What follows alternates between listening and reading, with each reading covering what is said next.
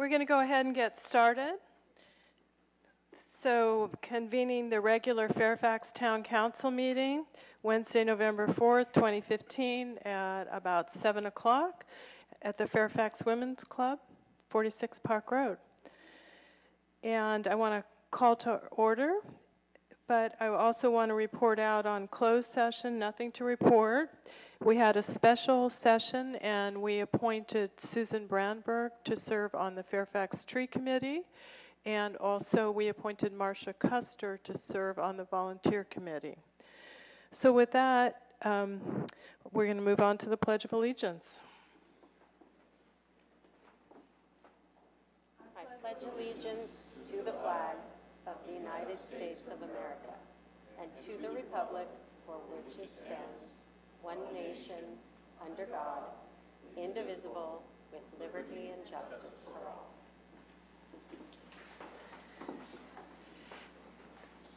I'd like a motion to approve the agenda, but with one change on the presentations, which are 8 and 9. I'd like to switch the order of those. So moved. Second? Second. All in favor? Aye. Aye. Okay, Michelle, let's do a roll call. Councilmember Weinsoff. Here. Councilmember Reed. Here. Councilmember Goddard. Here. Councilmember Lax. Here. Mayor Kohler. Here. Thank you, Michelle.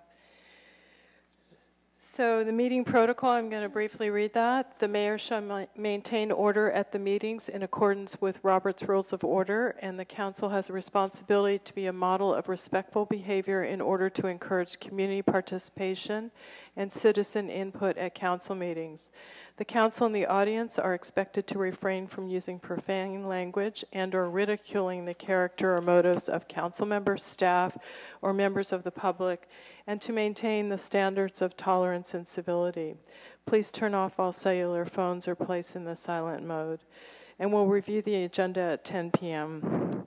So with that, I want to make a few announcements. The Fairfax Food Pantry, Saturdays 9 to 11, the Fairfax Community Church, 2398 Sir Francis Drake Boulevard. Volunteers are always needed. If you know anyone who needs food, there's no need to show need or show any identification, or if you personally need food, please show up. It's a great opportunity. We have a number of vacancies on boards and commissions: the Volunteer Board, the Open Space Committee, the General Plan Implementation Committee, and also the Tree Committee. And applications are available at Town Hall and also on the town website. You can also contact our town clerk, Michelle Gardner, for information. Also want to mention, on November 12th, we have a Planning Commission workshop regarding the Lutheran Church property, which is out near Canyon Village, and the Fairfax Market Housing Opportunity sites. Got a little more? The Fairfax Open Space Committee is having a fundraiser on December 11th at 19 Broadway with Olive and the Dirty Martinis Band. It starts at 9 p.m. Also, we're having our Holiday Crafts Fair Saturday, December 12th at the Pavilion from 11 to 5 p.m. Additionally, Holiday Horse and Wagon Rides. Sunday, December 13th, the Parkade Steps from 11 to 2 p.m.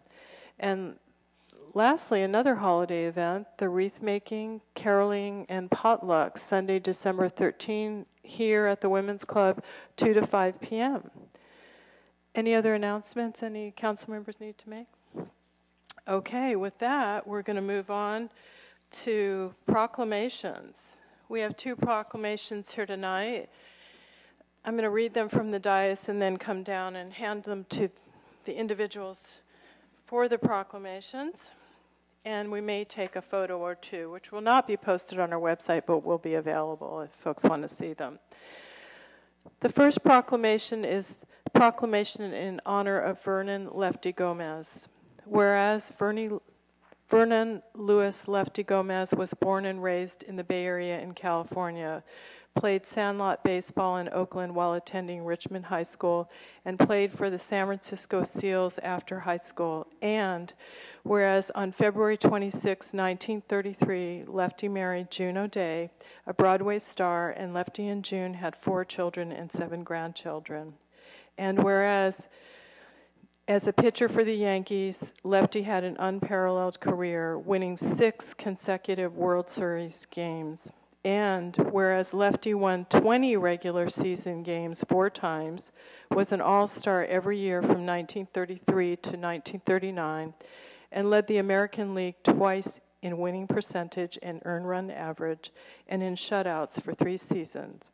And whereas Lefty pitched for the New York Yankees from 1930 to 1942, and whereas in his later years Lefty was a Fairfax resident living with his wife and family at 33 Porteous Avenue from 1968 to 1975, and whereas in 1972 the Lefty Gomez Field was dedicated in his honor in Fairfax and remains today as a well-used field for recreational sports, and whereas Lefty was inducted into the Baseball Hall of Fame in 1972, and whereas Lefty was also inducted into the Bay Area Sports Hall of Fame in 1981, the East Bay, California Hall of Fame 1986, the Yankee Stadium Monument Park 1987, the Babe Ruth International Hall of Fame 1991, and the Hispanic Heritage Ball Hall of Fame 1999 and 2013. And whereas Lefty's daughter Sharon Gomez Carstensen lived in Fairfax for 38 years until her untimely passing this year, and whereas Lefty's grandson Scott Carstensen is a Fairfax resident, and whereas Lefty was known and loved for his colorful personality and sense of humor throughout his career and life, and was respected by his peers, the citizens of Fairfax, and everyone who knew him. And whereas Lefty's memory lives on in Fairfax, where the local middle school ball field is named in his honor, and all the school children know of his legendary career. And whereas Lefty's descendants continue to live in and near Fairfax and play on Lefty Gomez Field. And whereas Lefty spent the last years of his life in Marin County, now therefore be it hereby proclaimed, in honor of the memory of Lefty Gomez, November 4th, 2015, is Lefty Gomez Day in the town of Fairfax.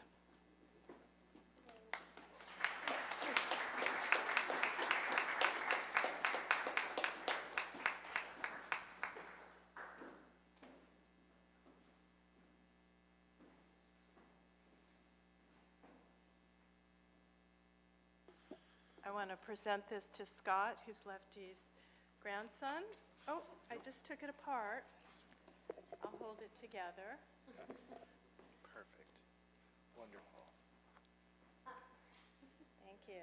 Perfect. Scott, did you want to say anything? Just a couple things. I want to thank you, Madam Mayor, and the rest of the council for showing today as Lefty Gomez Day. It's quite an honor. It's a special moment for me to receive this on behalf of the family and my mother and obviously my grandfather. So thank you for that. And being a long, life Fairfax resident, I understand the lineage of the Hall of Fame career and whatnot for me, both personally, athletically, and as for the town as well. So I know if my mother and grandfather were still alive today, they'd be honored and deeply grateful to accept this today. And I'm very flattered. So thank you, all of you.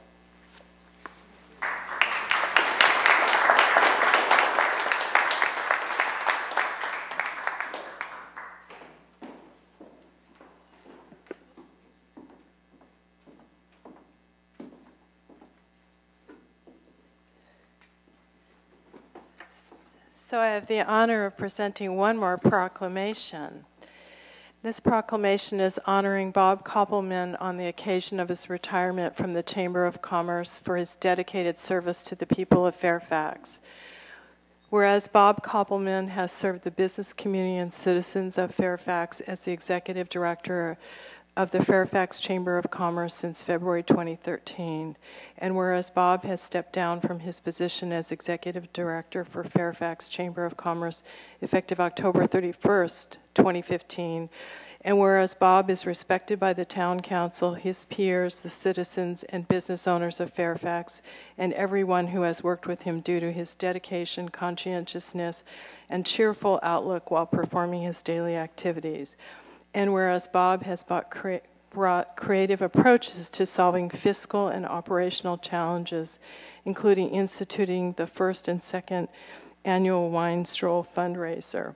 And whereas Bob has worked tirelessly and in the best interest of the community and its residents, using his abilities to organize and oversee a myriad of events, including quarterly mixers, the annual holiday party, new business ribbon cuttings, the Brew Fest, wine strolls, and many other activities which benefit the town of Fairfax.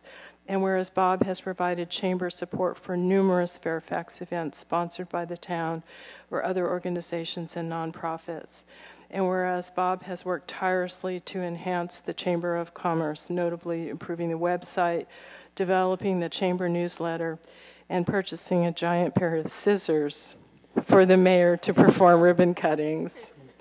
And whereas Bob Koppelman has moved on to truly enjoy his well-deserved retirement. Now, therefore, be it hereby proclaimed that Bob Koppelman leaves the Chamber of Commerce with the heartfelt thanks and appreciation of the Town Council, the Town Hall staff, the citizen and business owners of Fairfax for his dedicated service to our town.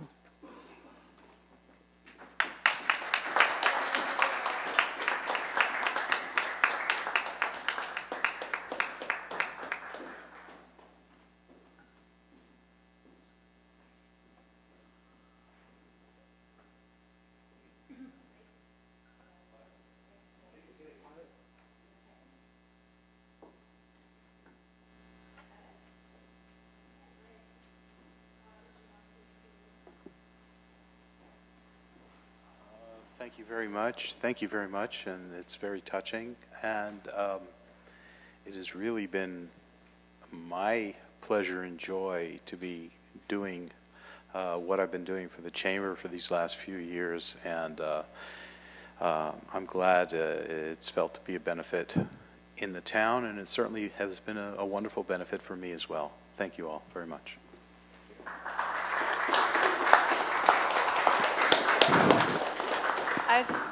I just want to say thanks very much for Scott to coming tonight.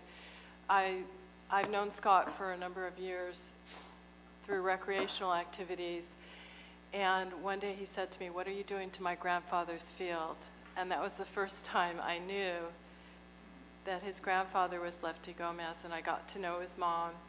And so it's my honor and privilege to do a proclamation for Lefty and with our council. And I also want to say about Bob, Bob, you've just been a joy to work with, and I'm sure people in the business community will really miss your energy, and I'm very pleased that we now have the big scissors for mayors to do ribbon cutting. The first ribbon cutting, there was no scissors, so I said, where is that big thing of scissors? So Bob went out and bought one. But anyway, thank you very much. Mayor, may I state for the record, this is a little known fact, and that is that Bob was a New York City taxi driver. I know that from some very interesting run-ins, but not run-overs on the street. And I want to say with great joy that Bob has gone out and bought himself a mountain bike. So you come a long way, and thank you so much. Thank you very much. We're very honored to have you both here tonight. So with that, we will move on to we're going to do open time for public expression. Excuse me, I almost forgot. How could you forget that? Anyone like to speak on matters not on the agenda? Okay, seeing none. Yeah. Oh, okay, I was going to say Come on this up to may the be microphone. first. Come up to the mic, and if you would press the button, and also you got to move it around since I moved it. You got it. Hello. And if you would say your name and address if you feel comfortable doing so. Absolutely. My name is Brant Heinzman. I've been a resident of Fairfax since 2001, and actually currently live on Archangel. So skips through from here. Love Fairfax, and I just want to thank you and the council members for having this presentation, and really excited about Governor Brown's regulations for this industry, for the cannabis industry. Over the past year, I've been running a... Okay, so this is on the agenda. This is an item on the agenda. Oh, okay. So not to... Right, and I'm sorry, but it's going to be a ways till we get there. No worries. I will come Okay. back. So this is for items not on the agenda. Thank you. Sorry about that. Well, we'll see you in a little bit. Okay. Thank you. So if you All could right, state your name and address if you feel comfortable doing so. Sure, I'm John Stolp, 107 Taylor Drive. I wrote everything out. Is anybody taking minutes that would like a copy of this? We have, Just record it. you can give it to her afterwards, but if you need it, but you have 3 minutes. Right, 3 minutes is enough. Okay, again, I'm John Stolp, 107 Taylor Drive. And I'd like to talk about preserving existing affordable housing. Currently, my wife and I have a home here in Fairfax, and it has a legal in-law unit. And I recently discovered that Fairfax is actually working to get rid of these units, these in-law units. Fairfax considers them to be non-conforming and therefore will not issue any permits for any alterations to the property. We're not talking about permits to increase the footprint of the building or add bedrooms. We're talking about any permits. Why is this? Because it's non-conforming. So the only way to get permits for alterations if you have an affordable housing in-law unit is to remove the in-law unit. So, for example, if you want to change the floor plan of the affordable housing unit, the response is, well, you can do that, but you have to remove the affordable housing unit and make your home a single-family dwelling again. So, I don't know how this meaningless conformity makes any sense if we want to retain affordable housing. And the first step in any serious affordable housing program is to retain what you have, because it's really difficult to try and build affordable housing. I've tried to do that with Bridge Foundation in San Francisco, and it's about as hard as you can imagine to get financing and approval from the cities. But the thing is, affordable housing is already a part of the historic neighborhoods of Fairfax. If you walk around, there's big houses next to small houses, there's renters next to owners. We all know this. And I don't see why there's any reason to change it and try and turn this into a version of suburbia where it's all single-family dwellings, for instance, in my neighborhood. That's just not the way my neighborhood's set up. I live just down the hill from David. And, it's very mixed. And that's really the character of Fairfax. But the problem is, if you have an affordable housing unit, an in-law unit in your home, you can't get any permits. And so, I don't see how this enhances affordable housing. It doesn't encourage anybody to create affordable housing. And if you have it, it's best to get rid of it because you're penalized by not being able to get any permits. Additionally, it's really a money-losing proposition. I learn that every year at tax time when I talk to my accountant. So currently we have policies in terms of affordable housing that don't benefit anyone. The renters are displaced, the homeowners are discouraged, and the city's less sustainable and diverse. So, it really seems absurd in Fairfax to worry about conformity. Walk around the neighborhoods. There's no such thing as conformity in the historic neighborhoods. If you go to Oak Manor, sure, but in the historic neighborhoods, it's very non-conforming. Even San Francisco's realized. Is my time up? Yeah, okay, so I'll just conclude. Let me just respond, though. So you may not have been involved of late, but in our housing element, which I just happen to have a copy here, there's a couple of things that we've talked about. A few years ago, we had something called an amnesty ordinance for what were called these illegal units, a way to bring them in from the cold. and unfortunately only a couple actually came in. So part of what we're doing with our new housing element was to again create that amnesty ordinance so we could work with people to make those units legal. And additionally, planning for junior second units, which are smaller versions. So you may not have been involved, but No, I read that, but we can't just make it overnight, and part of our plan is to work on this amnesty ordinance very soon. And Garrett, did you want to respond to that? Perhaps I can help a little bit. Now, it's obviously not an item for agenda, so it's not something the council can discuss in great detail. But if I recall correctly, the issue is that in some cases, there are units that some places have second units. They were grandfathered in before any ordinances or code was created. And so in essence, these units could be considered what we refer to as legal nonconforming uses. They're allowed, but you cannot expand it. I believe the issue that he may be referring to is that if you were to try to expand, say, an existing second unit that's there, but technically is legal nonconforming, you can't do that under the existing code.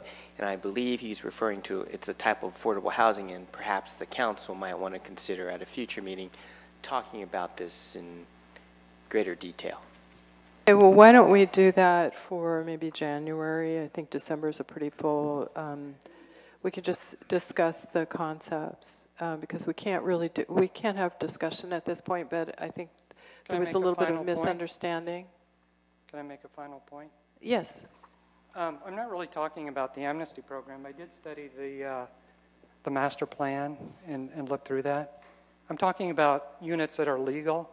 I think Garrett just explained about that, and we can talk about that. What he said was the council could discuss it and agendize it. Okay, thank you. So we'll do that for January. Does that work for you?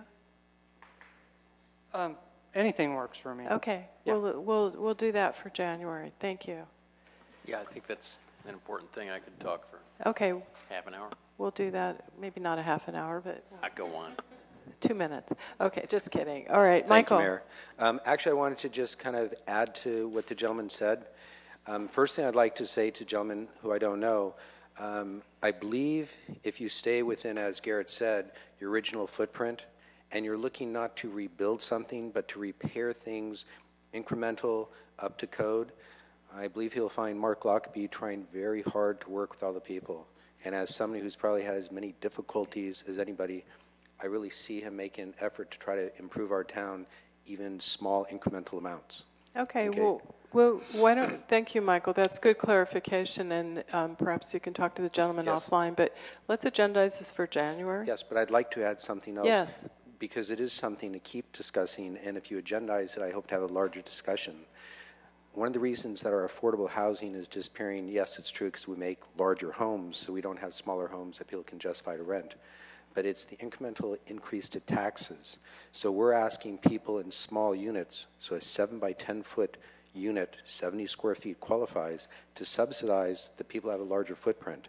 So if you have a single toilet, no window, 7 by 10 foot apartment, or a 10 bedroom, 12 bathroom home with all the pools, cabana boys, and all the services, you're paying the same sewer fee in Ross Valley, the same Ross Valley school bonds, the same mirror tax, the same Measure J. So we're really asking people in smaller units to subsidize people in a larger municipal footprint, and that's what I would like to have discussed if we open this discussion. Thank you.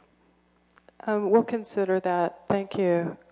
All right, so moving on. Other comment on items not on the agenda? Seeing none. Okay, we will move to the consent calendar. I have a brief thank you for one of the items on the consent calendar. Is everyone, we're moving on to the consent calendar. Is there anything anyone wanted to say briefly rather than pull an item? Or I just want to quickly say something on item 7. I would just, one thing on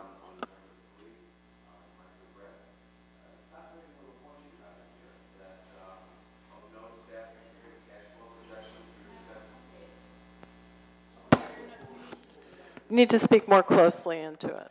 Of note, staff has reviewed cash flow projections through December and determined that it will not be necessary to borrow short-term funds this year, as has been the practice in prior years. Can you explain our good fortune?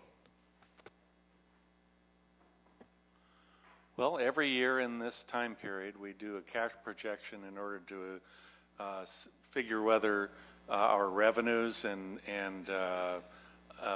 existing assets, less the expenses that we project through December 15th, which is when we get our first property tax payment, will give us an adequate reserve in order to, or whether we'll need to be borrowing at that point. When we did our projection this year, which takes into account all of the payroll, all of the expense checks that we traditionally have, and also integrates in a projection of capital improvement expenses that we project for the period. We've calculated that we had over $500,000 as a cushion. So we decided that, barring very large payments that we might have to make, which I don't think we will, that we could make it through December 15th without having to borrow for cash flow purposes. This isn't always going to be the case. In some, we projected that for next year, because if we're doing building on the bridges, that the cash flow may be more in the fall period, and we may have to borrow next year for cash flow purposes. Most of those expenses, of course, are going to get reimbursed through the bridge programs and grants that we have. But that isn't the case for this year. So that's going to save us on interest, and it makes us look a little better if we don't have to borrow the money. So I think that's somewhat a testament to all your work, Mike, and I also noted to myself that it saves us some on interest, so we're saving some money through this process, so that's great. Can I add something on the emergency operations plan? I just want to thank folks that were involved in that, and thanks to the Fairfax Disaster Council member. Special thanks to our Cynthia Powell, our Community Services Officer of the Fairfax Police Officers Association, who's worked diligently for many years to keep the EOP, as we call it, Emergency Operations Plan, updated, and again, took it on this year working with the whole Disaster Council. I want to thank the rest of the members, Vice Mayor Goddard, Town Manager Garrett Toy, Police Chief Chris Moran, Sergeant David Cron, and Cynthia Powell again of the Fairfax Police, Chief Mark Mills and Battalion Chief Dan Mahoney of the Ross Valley Fire District, Kate Garay and Judy Greenwald of the Marin Medical Reserve Corps, Rich Shortall and Kevin Sagar of the Red Cross, the branch manager of our Fairfax Library, Margaret Miles, Bob Koppelman of the Fairfax Chamber of Commerce, Cindy Swift, our Fairfax CERT coordinator, Brett Joyner of the Ross Valley School District, Jim Moore, Fairfax Planning Director, and Maria Bard of our Fairfax Recreation Department. I want to thank Renee, Margaret Miles, and Maria Bard, who have formed a subcommittee on community outreach for the EOP, and they're planning a disaster preparedness fair sometime in the spring of 2016, if I'm correct, or somewhere around then. And I want to thank Cindy Swift, Mangy Lang, who's the county CERT coordinator and Get Ready coordinator, and branch manager Margaret Miles for putting on a Get Ready class at the library in September. So with that, it's been a great effort, and real kudos to Cynthia, who's just kept on top of it and worked with all of us to make that a better document so we'll be more prepared. Sorry. I just wanted to add, actually, to what Barbara's saying. First of all, thank you, because you totally took that on and re-engaged the Citizens Disaster Council and really drove this to get done, to get the review all up to speed. I also just wanted to call attention at every opportunity, actually, at the end of every one of our town council agendas after the adjournment. It's written at the bottom, to receive town council agendas by email, please email your request to Michelle Gardner, who's our town clerk, I want to request actually that everybody, when you have that opportunity, go ahead and email our town clerk your email. We are trying to get as many people onto a list so that you will receive the town newsletter, so that you will be able to be included when we start to do more really concrete outreach and create more public access to what's happening in terms of our emergency preparedness workshops, things like that we would like to, directly communicate by email. So take every opportunity to make sure that the town has your email address. This is where we're at right now in terms of collecting those. So the more people that send their email, the better. Thank you. Thank you, Renee. John, did you have a comment? Yeah, and this is also in relation to number 7, which is the emergency plan, which, this is a great, it's a tome, of course, but it's great. It's got a lot of details, and it's, shows forethought. Something that's not in here, and there's probably legal reasons why it's not in here, but it's part of my experience in the '05 flood is basically there was hundreds of people that showed up downtown just to see how they could help different things, and I basically put out emails every couple hours sometimes, just saying what was going on, and there was a landslide here, or there was something like that, and not necessarily saying, oh no, you're qualified to go here, but just letting people know what was going on so people could lend a hand if they could. And I, later when I was talking with the Red Cross, they were like, oh well, good thing Fairfax is a small town, because if it was a big place, we would vet people for 3 weeks before allowing them to help, and and there's liability reasons for that, but and I was kind of saying this is where help is needed, and it was people's choice whether to do that or not, and hopefully that's a legally defensible position. And I can see a town lawyer kind of shuddering over here, but I think in going forward on here, people in Fairfax like to help each other as neighbors, and there were people showing up digging mud out of people's houses, and yes, there's liability involved, but basically that's kind of how people do it in Fairfax, and it's not a bad thing. It's just you just hope legal situations don't come out of it. I just want to add something, it would be John. important to coordinate somehow in a way so that people can help and have some indemnification. We did talk briefly about that. As far as indemnification, I don't think that's really something that's doable. But what happened with the Valley Fire, and I sit on a countywide disaster prep committee, and the Red Cross brought their national folks in for that because there were so many people at those shelters. There were hundreds and hundreds. And a lot of people showed up to help. But what they did do there is, because the Red Cross has certain requirements for volunteers and training, they couldn't handle it. But what they did have was they had a local volunteer group that marshaled those more grassroots volunteers. So as far as putting it in here, I think one of the things we did when we created or enacted or moved forward with the disaster council again is Renee had the great idea of having the vice mayor be part of it.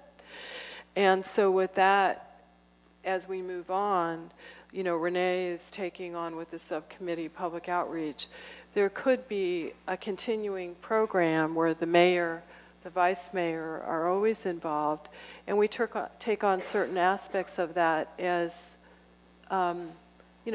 additional documents. So there's no preclusion of that kind of thing, maybe having a nice list of those grassroots volunteers. And maybe that's something the volunteers could get together. Yeah, basically, I was on the volunteer board when I was doing this, and, it was basically, community service that hundreds of people in Fairfax do. Right. I was just doing that, and, I've talked with people up at the Lake County Fire where the very different approach of the Red Cross versus people wanting to help, and Rich Shortall had some very interesting stories about that. Well, Rich was part of this group, and I think, from what I heard from the local Red Cross, who's a different set of folks, is that it ended up working out But that was the kind of disaster that nobody expected that. The firefighters couldn't deal with that because the fire was making its own weather. And so they couldn't predict the models of how quickly. But so moving on, those ideas are things that could be integrated for the next mayor to continue the work on these little subcommittees. I think that's a great idea. Yeah, and John, actually in here, on one of the appendices is the local nonprofit agencies inventory, and it does give a place for agency names and addresses and contacts, a resource as they may help. Yeah. And then, But, so you know, I mean, a we local need to- nonprofit is one thing, but, you know, spontaneous neighbors helping but each a other local, is something else. The again. Fairfax Yeah. Volunteer Board could serve a function where there's a group of volunteers. And what we're hoping to do with the subcommittee is really coordinate some of the Get Ready programs, some of the CERT training programs, and start to collect a group and sort of a format for people to come as they did. But that was you and the Sure. volunteer I mean, board getting the word out. So we and we can make that was that basically happen. it. And I'm not against forethought at all. I mean, I think it's a great idea, but I'm just saying, when it floods or fire, you know, whatever happens, that's really when people come out. Well, and that's the time that's always going to happen. it's going to be. And I also want to say one of the things I did is kind of assign Cindy Swift to be our CERT coordinator for Fairfax. So she's got lists of everybody who's CERT trained, getting more. And so we do have things in a more organized fashion, but no matter what, there's always going to be that. And I don't think we can plan for every event. But with that, let's bring it back. I would like to entertain a motion for the consent calendar approval. Madam Mayor. Yes. Public. I'm sorry. Sorry for that yelling. Didn't mean to do that. Is there any public comment on the consent calendar? Seeing none, bringing it back to the council. Thank you, Garrett. And I'd like to entertain a motion. I will move to approve the consent calendar. Second? I'll second. All in favor? Aye. Thank you. Moving on, we've got a couple of presentations, and we'd like to move the California Telephone Access Program presentation with Contessa Bunn of the California Telephone Access Program up first. And come on up, Contessa.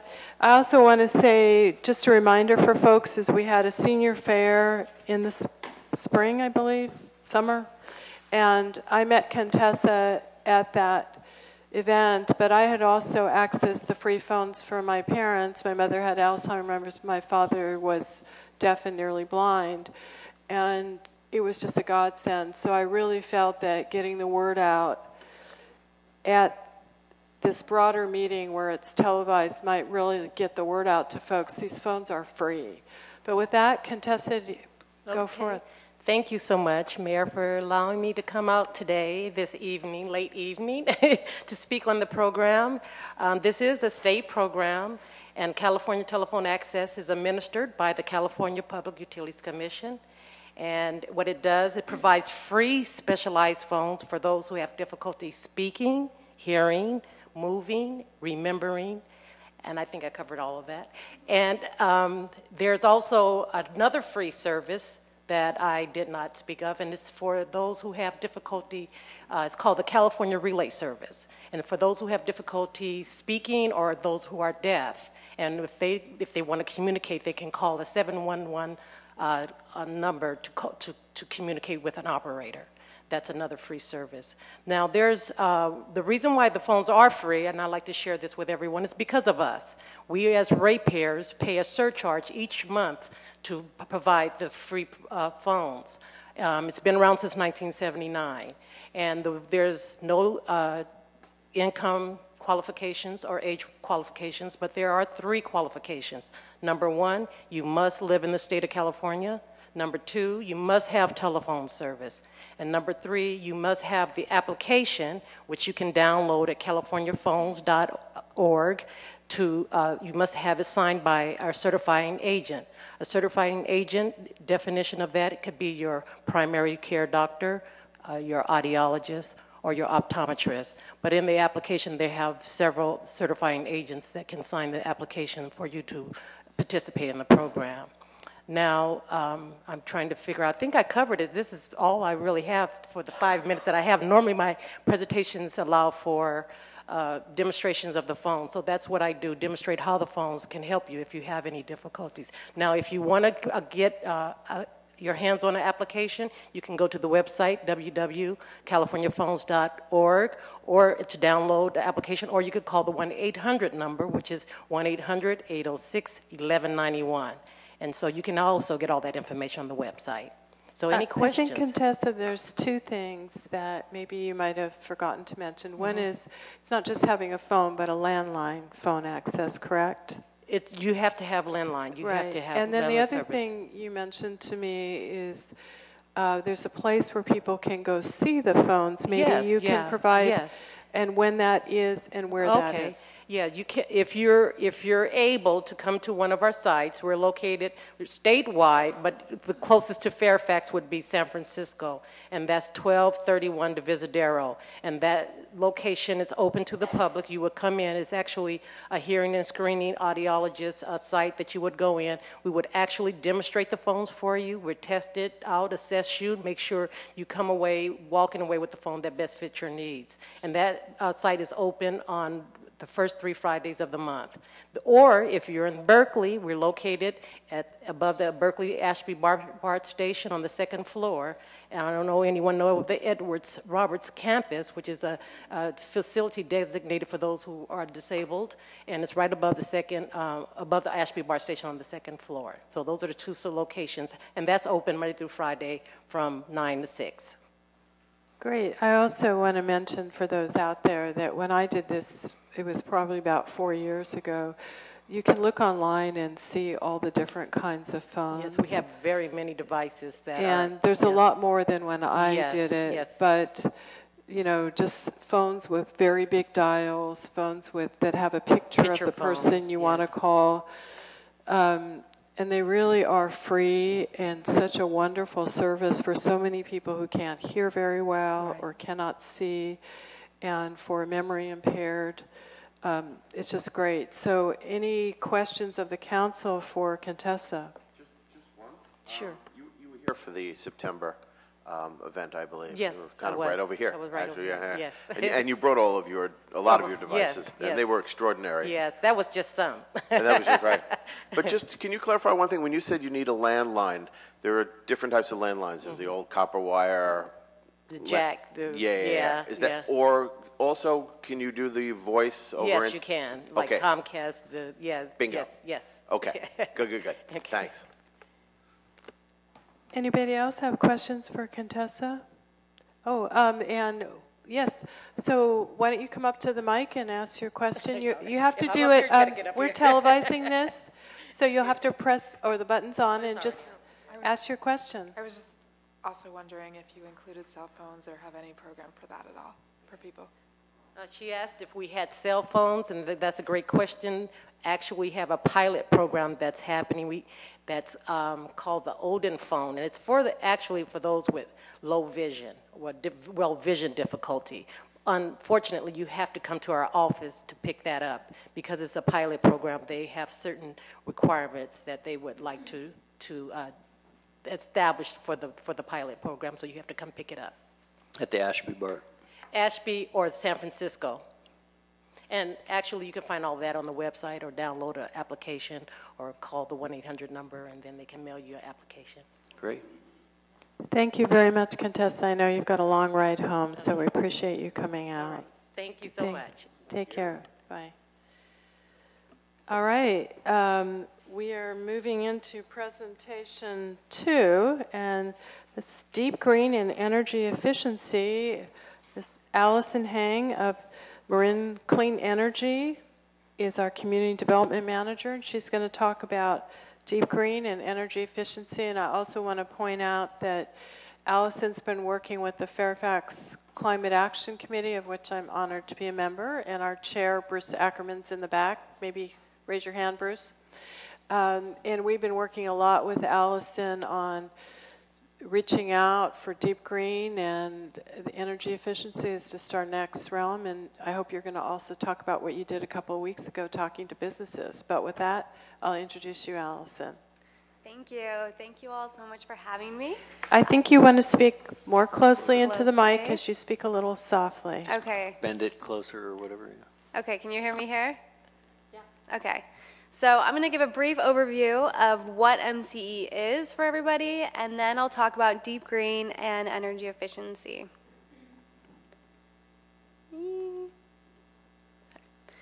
So Marine Clean Energy is a local, not-for-profit public power agency, and our mission is to address climate change by reducing energy-related greenhouse gas emissions. Using fossil fuels, coal, oil, and natural gas is why electricity contributes about 1/3 to U.S. greenhouse gas emissions.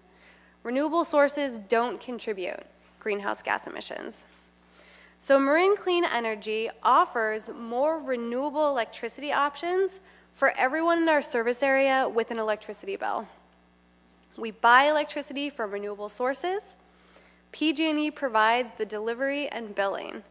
And the only difference on that bill is that there's a line item for MCE generation charges, and that's the term for purchasing the electricity.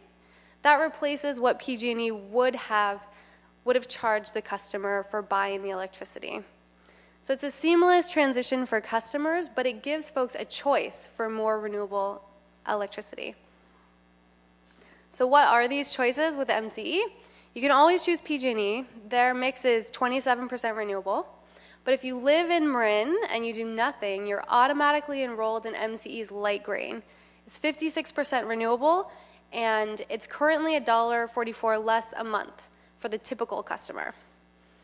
You can also opt up to MCE's Deep Green. It is a 100% renewable option, and it's only about $5 extra a month for the typical home.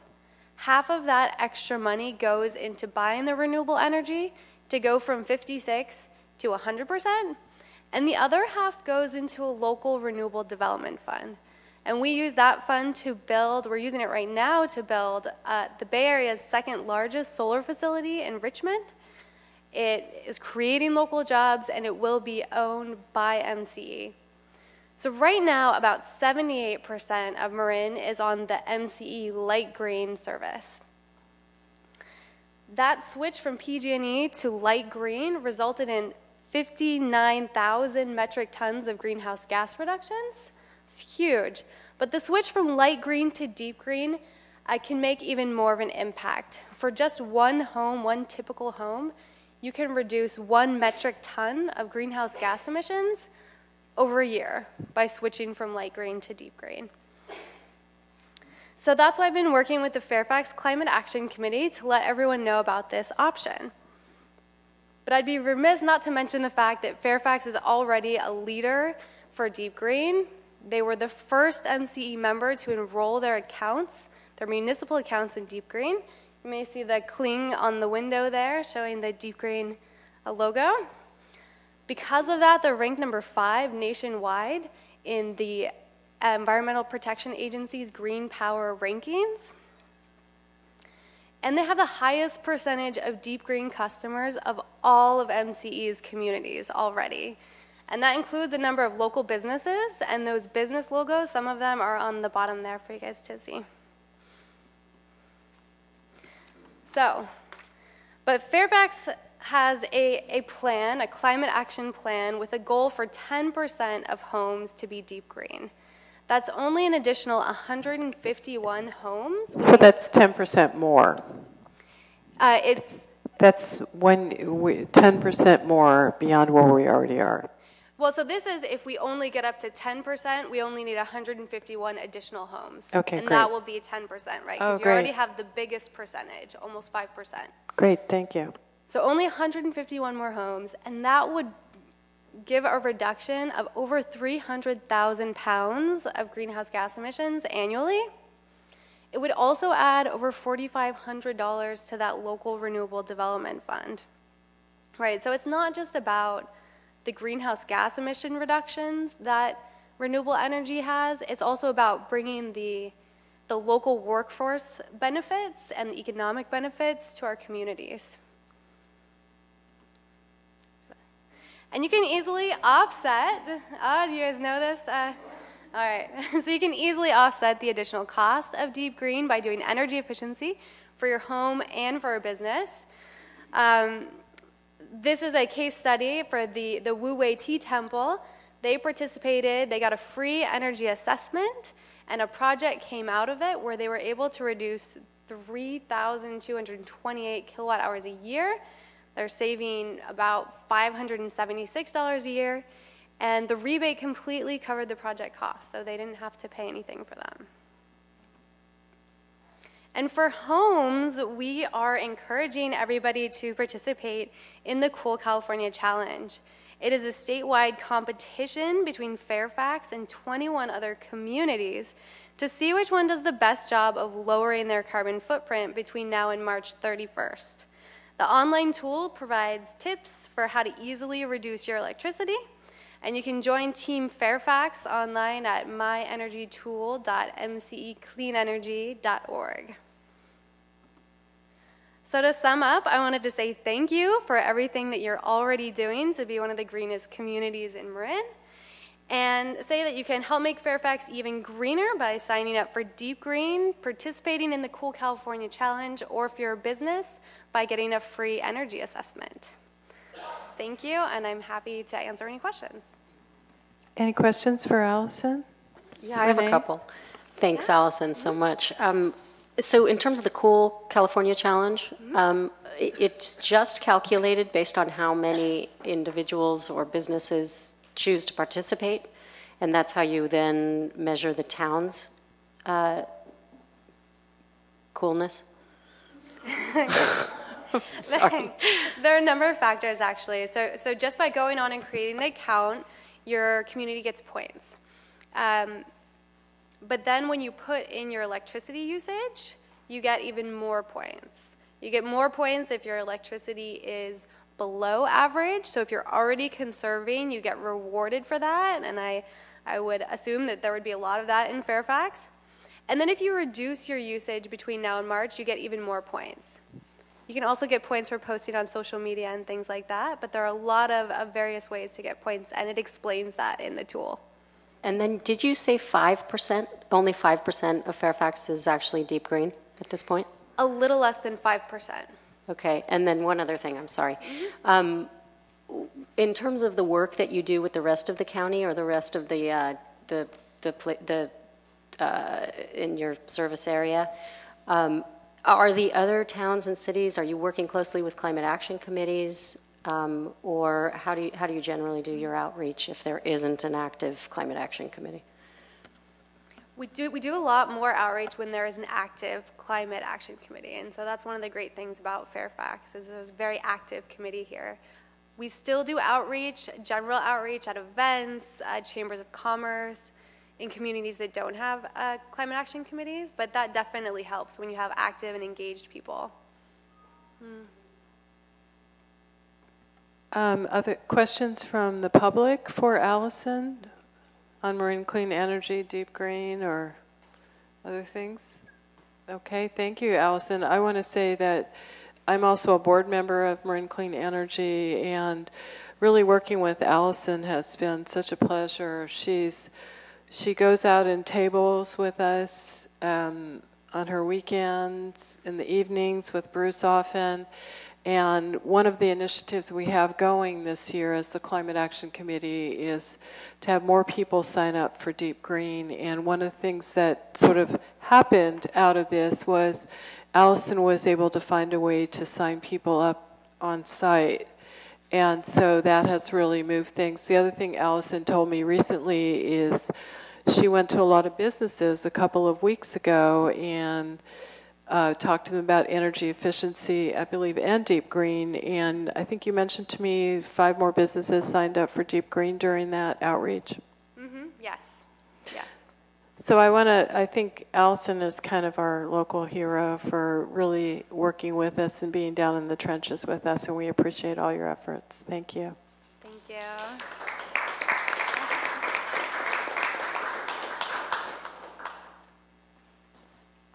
So we're going to move on, and this won't be very long for those of you waiting for items. We're going to do council member reports, and With that, I think I'll start with Peter first. Are you ready, Peter? Sure, thank you. Great. Okay, so And Peter, you need to speak very close into the microphone because you're a soft speaker. Thank you. Sure. I attended several meetings this month. The Ross Valley Fire Board meeting, filled in for David on that one. Attended the Marin Clean Energy Board meeting, filling in for Barbara. We had our public workshop on the Wall property, which was very well attended by people, town people, to get a little bit of a overview of what the developer plans for that property. That was very instructive. Attended the Council of Mayors and Councilmen for Marin County. We had that at the bike workshop this month. That was great to be inside that venue for that event. We also had a Zero Waste Committee workshop earlier this month to look at ideas and some of the mechanics of how to increase our recycling and reduce the amount of waste that we're using, and got an introduction to a lot of the complex issues around that. And then one of the funnest things I did was I volunteered for the Gardeners Alliance, which Melanie Paratus and others put on, and we sheet mulched the landscaping on Center Boulevard in front of the post office. Ran into David and tried to prevail on him to take a shovel and help spread manure and compost, but he declined. But didn't work. That was a lot of fun, and it was a great way to spend the day. And also just really good to see the great energy from our volunteers here in town, and so very, very gratifying, very Fairfax kind of thing to do. Thank you. Thank you, Peter. Renee? Yes, and I would be remiss not to point out John's very tan head, because he was also helping with the Fairfax Gardeners Alliance the other day. I noticed as I rode by. You guys had put the cones in the bike lane, but that's okay. There's a good excuse for that. I tried to get Renee to help too. Didn't work. So this month I attended several different meetings, including some of the ones that Peter mentioned, the Zero Waste meeting.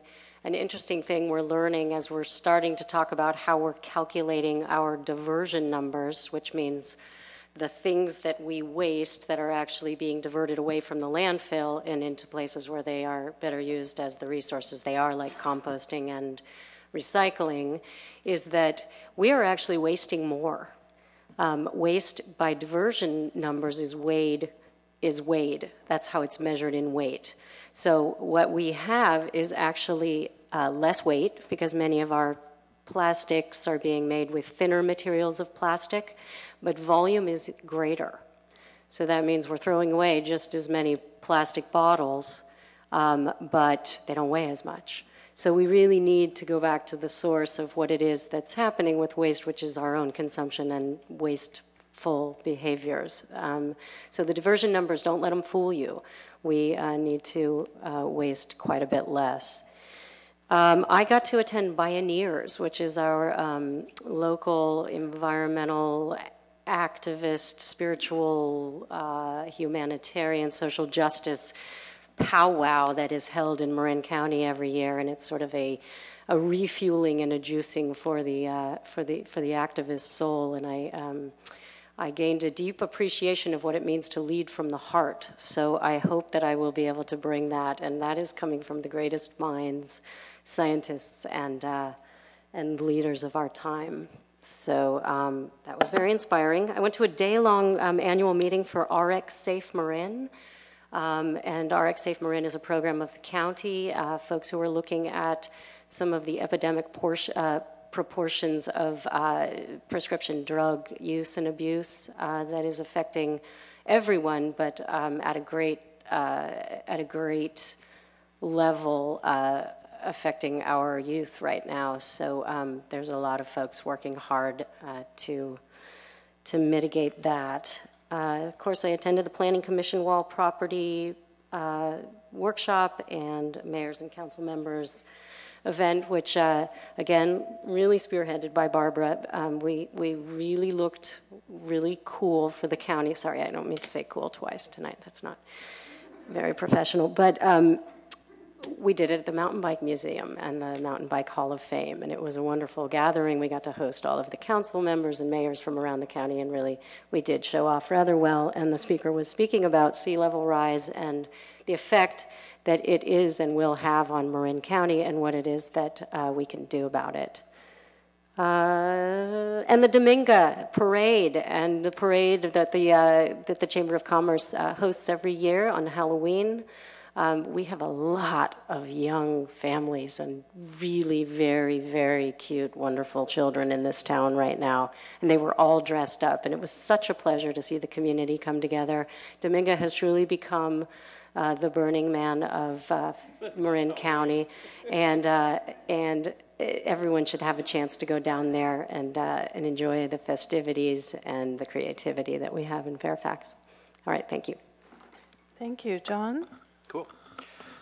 There, I said it already. All right. Okay. Let me see. GPIC was the first one that I did, and that's the General Plan Implementation Committee.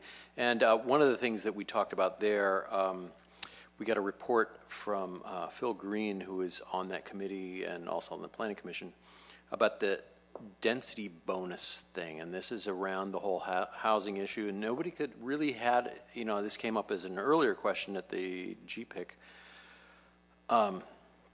With the density bonus, nobody really knows. This is something that is required to be, a part of many housing projects that come in. They say, oh, well, we can have more, we approved 40 units, for instance, up at here at the elder housing thing up the Lutheran Church, for instance.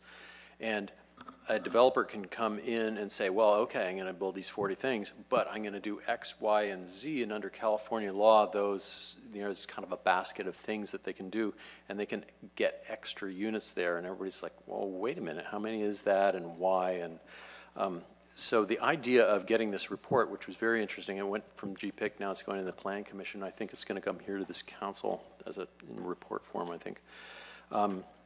But one of the things that this council can do is kind of shape the types of things that we want to have people rewarded for, and maybe not some of the other things, I don't want to go into too many, I mean, it goes on, but basically that was a piece of that, and that's going in front of the Planning Commission.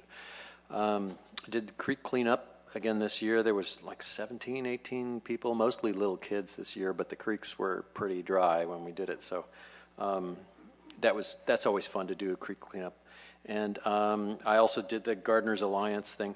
And a cool thing about I said the word again, Gardeners Alliance, is that, it's sheet mulching. Maybe we can have a water drinking game every time somebody says cool. There it is. Excuse me. You want to start?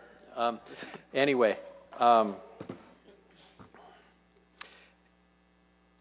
In terms of water, the sheet mulching is pretty good. There's places where water can get in there and soak into the ground and basically build up the soil. That's what the sheet mulching is all about, with the cardboard and then compost and chips and stuff like that. So check it out. It's like on Center Boulevard. It looks good, and you can do it at home. And basically, if you help the Gardeners Alliance do it, you learn how to sheet mulch and improve your own place and improve the water retention of your own soil in your own place. I went to both executive committees of the Transportation Authority just to make sure that Fairfax's projects stayed in the basket of funds. And basically what was up this time was federal and state gas tax has a bunch of different projects that it can go to, and it's important to have your projects on the roster for that. So I was there to make sure they didn't get bumped off because there's too many projects on the roster. And later on, when I went to the TAM meeting, we approved it, and Fairfax projects are on there, so that's all good. Let me see, there's $1 million in there for pedestrian improvements to sidewalks and stuff around town. There's also big chunk of money, 1.8 something million for Bolinas Road improvements. And these are specifically things that the gas tax can apply for. That's about 13% of the transportation money available, and there's other sources of funding, but those projects are able to qualify for gas tax. Went to a fire board meeting that Peter referred to also.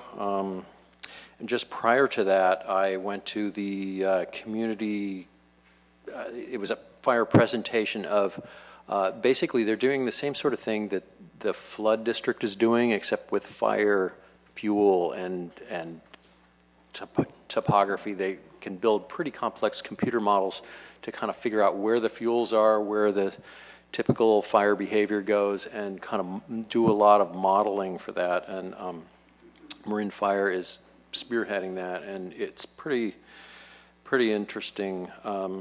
And that's going to come back to the fire board and do a second presentation, because I had to leave that and go to the fire board, so I got that to come back to the fire board next time. Went to the BPAC meeting with Renee, and this is the Bicycle Pedestrian Advisory Committee. A lot of pedestrian issues are coming up, a lot of stuff about sidewalks, and this is our regular update of that, the bicycle pedestrian plan. And basically this, you got to have everything written down so you can qualify for grants later on.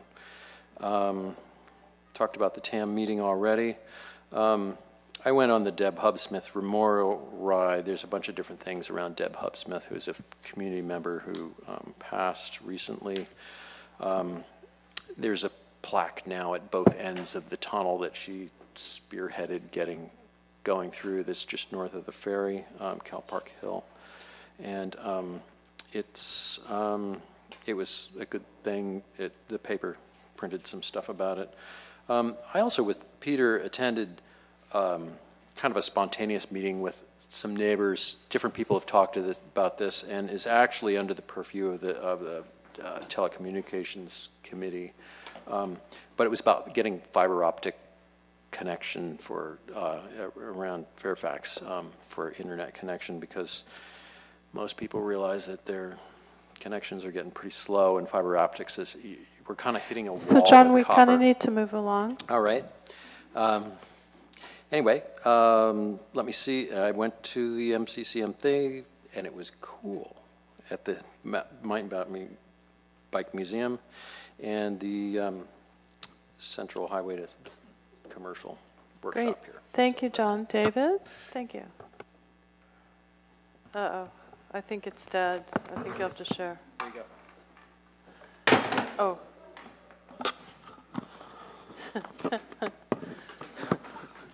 Let me just spend a few minutes talking about the impact of, you want to use that one? You can keep going there. The impact from yesterday's election. There were no specific Fairfax issues or folks on the ballot with regard to elections. Of course, there were school board things that affect that, but there was an important, there were two important measures in our sister city over the border in San Anselmo. Measures D and E were on the ballot, and by mirror images, the folks in San Anselmo decided that they do not want to permit the use of Memorial Park to go forward as a detention basin.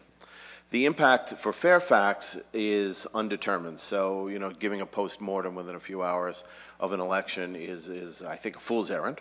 I think the most important thing that I want to sort of get across to folks is this is a major issue. There are millions of dollars being spent, and attention to our meetings, attendance at our meetings, conversations with your council members, other folks, technical staff, our supervisor Katie Rice is absolutely essential. And the next meeting on this is coming up on the 15th of December, and it's widely publicized. And the critical nature is that the advisory board is going to have to figure out now where to put that water, if it can put that water someplace. It's not as if now that a detention basin Memorial Park went away, the water went away, of course.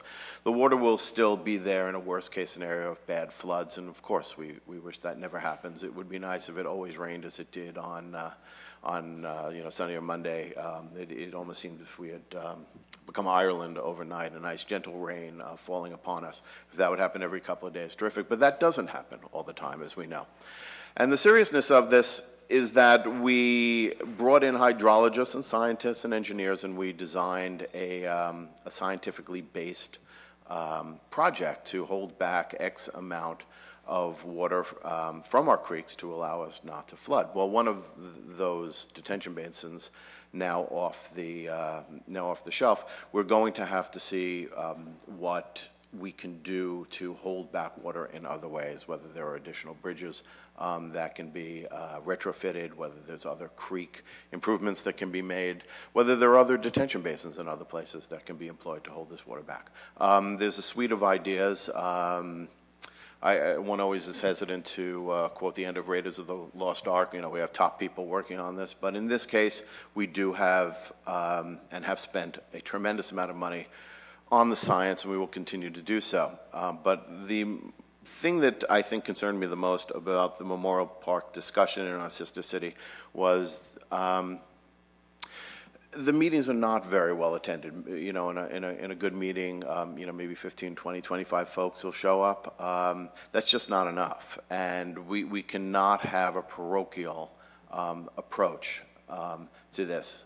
We have to recognize from the old maxim, one for all and all for one, and that we live in this valley together, and we will only solve the flooding problem if we do it together. So going forward, I think it's critical, and the message I would send to the citizenry is please come out to these meetings, as interesting as they can be, and become conversant in the issue of flooding and how the county and the Ross Valley in particular are working creatively to resolve this. Without that, we get sort of the reactionary version that I think impacted the conversation regarding Memorial Park. People of goodwill spoke on all sides, and that was welcome. However, going forward, we cannot be zapping Lefty Gomez Field, Loma Alta, perhaps the Sunnyside Nursery, the Bothine Girls Camp. Those have to be built, and if they're not built, we face the flooding potential that we did back in '05. I've used my David, time. You might want 2 to, seconds. I just want to say, why don't you say where the meeting is and what time? They haven't, to my knowledge, established exactly the time and the place. It always is in a town hall, whether it's in Ross or a lot of times it's at Drake, sometimes in Larkspur, and even one time I think it was here.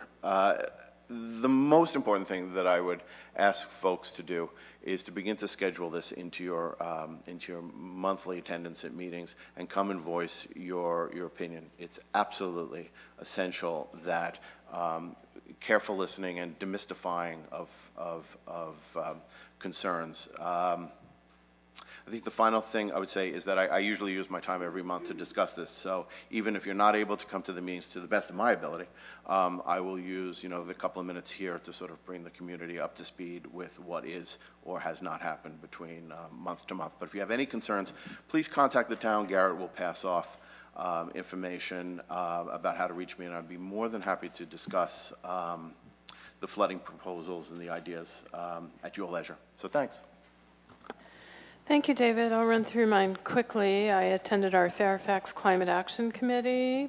I also attended a meeting with the town manager and town clerk with Emma, our young citizen, who had proposed a pilot pedestrian flag program to make walking safer in town, and we agreed on an approach. She's going away for a while, so probably start in January, mid-January with that pilot program, working with Emma. And so I think that'll be a good opportunity to see how that works. I attended the Wall Property Workshop also, since I was mayor, I did attend the mayors and council members meeting in Fairfax at the Bike Museum. And our speaker was Ethan Elkind, who's a Berkeley law professor who works on climate change issues. And one of the things I learned there, I guess I'm very ignorant, was that Jerry Brown, in his first tour as governor way back in the 70s, was responsible for Title 24, the green building codes. And I felt very ignorant for not knowing that. But, there was a lot to be learned there. And also attended our town council workshop on potential rezoning of highway commercial to central commercial. And on Monday night attended the Community Development Block Grant Countywide Committee meeting, which is where things like Homeward Bound and these various nonprofits get funding through federal funds to build affordable housing for disabled folks, or other things that aid disadvantaged groups. So with that, we'll move on to the town manager report, and I'm sure yours is going to be relatively brief. Mine's pretty cool. I don't You're have gonna say one. cool, good. I didn't need water. Okay, Garrett. I really don't have a report. Well, with that, I'm going to ask people's just patience. Could we take a 5-minute break? And I mean a 5-minute break. And then we'll come back and we'll start our public hearings. And we know many of you have been patiently waiting for that. Thank you.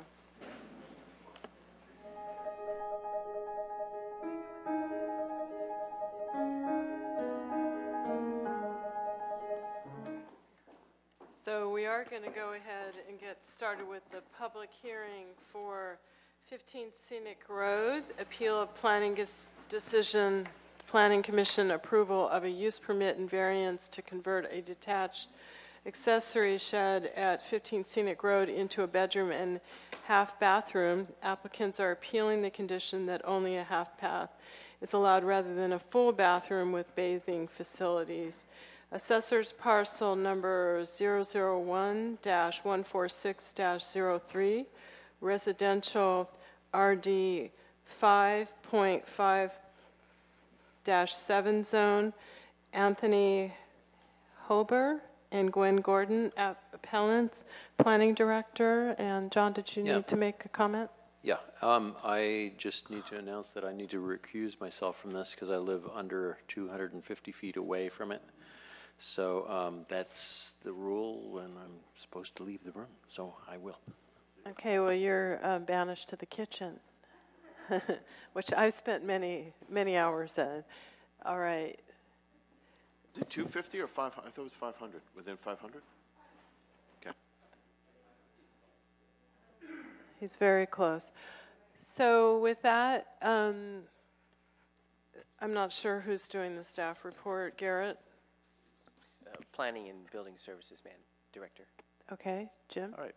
Good evening, Mayor, members of the council, members of the audience, and those of you watching at home, either live or in the recording. I'm going to walk you through the staff report tonight, which is fairly brief but packed with facts, and just sort of set the stage. This gets into the minutia of the town code. It's very, very articulate and sometimes can be confusing to those folks that don't quite understand the nuances that we deal with on a day-to-day basis at the town hall, and also the Planning Commission deals with every month.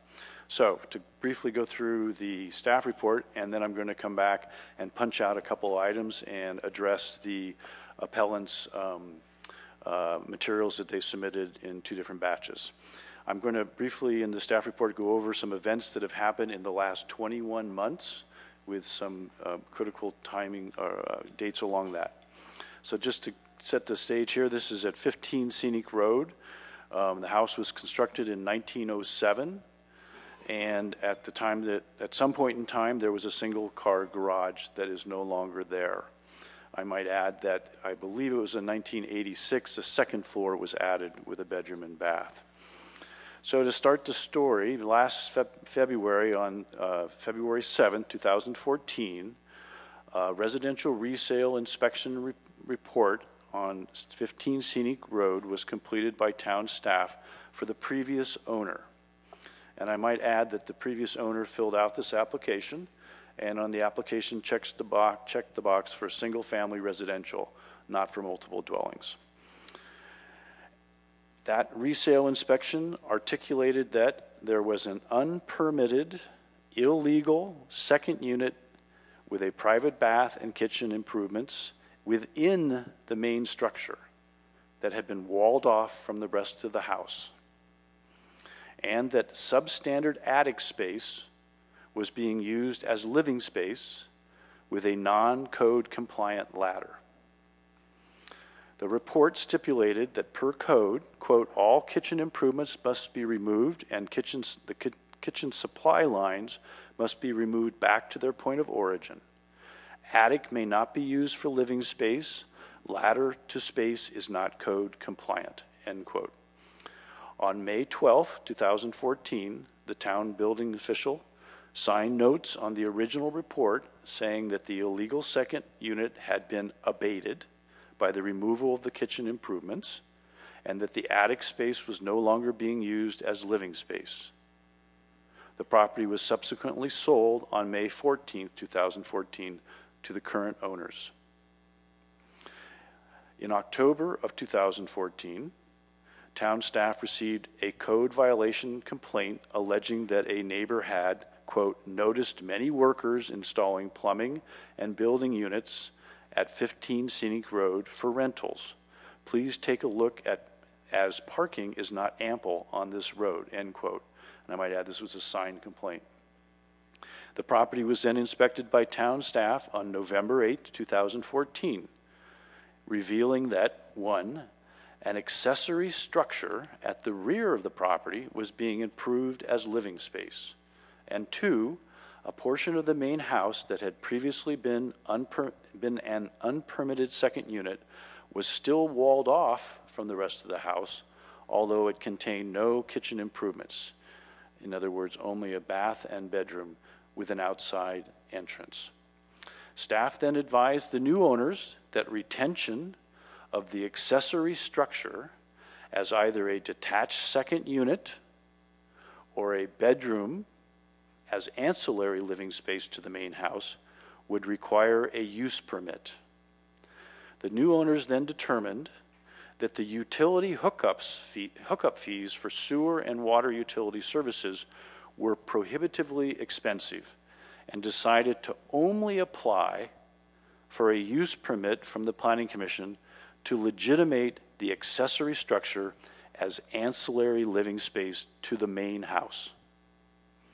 On August 20th, 2015, the Planning Commission held a duly noticed public hearing on a request from the owners for a use permit to convert the existing storage building, the accessory structure, into a 297 square foot guest bedroom with a full bathroom without kitchen facilities, and also a variance to expand the on-site parking within the side yard setback. They're providing one additional parking space for a total of 3 spaces. At that meeting, the Planning Commission approved the use permit with the following conditions. A, the applicant sign a deed restriction stating that the accessory structure will not be used as a second unit, and B, that there could only be a half bath in the accessory structure to further ensure that the ancillary living space would not be used as a standalone second unit or for short-term rentals, e.g. Airbnb. The owners are now appealing the half bath restriction on the accessory structure that the Planning Commission granted a use permit for as ancillary living space to the main structure. It should be noted that the owners can apply for a use permit to convert the accessory structure into a detached second unit. There are 4 other homes in the immediate neighborhood with 4 bedrooms and 3 bathrooms, and only 1 home with 5 bedrooms and 4 bathrooms, which is what 15 Scenic will have if the council allows them to have a full bathroom in the accessory structure. On all of these properties, the bedrooms and bathrooms are contained within the dwelling. And there's an attachment to this report with a map and tables giving more data as to the immediate neighborhood.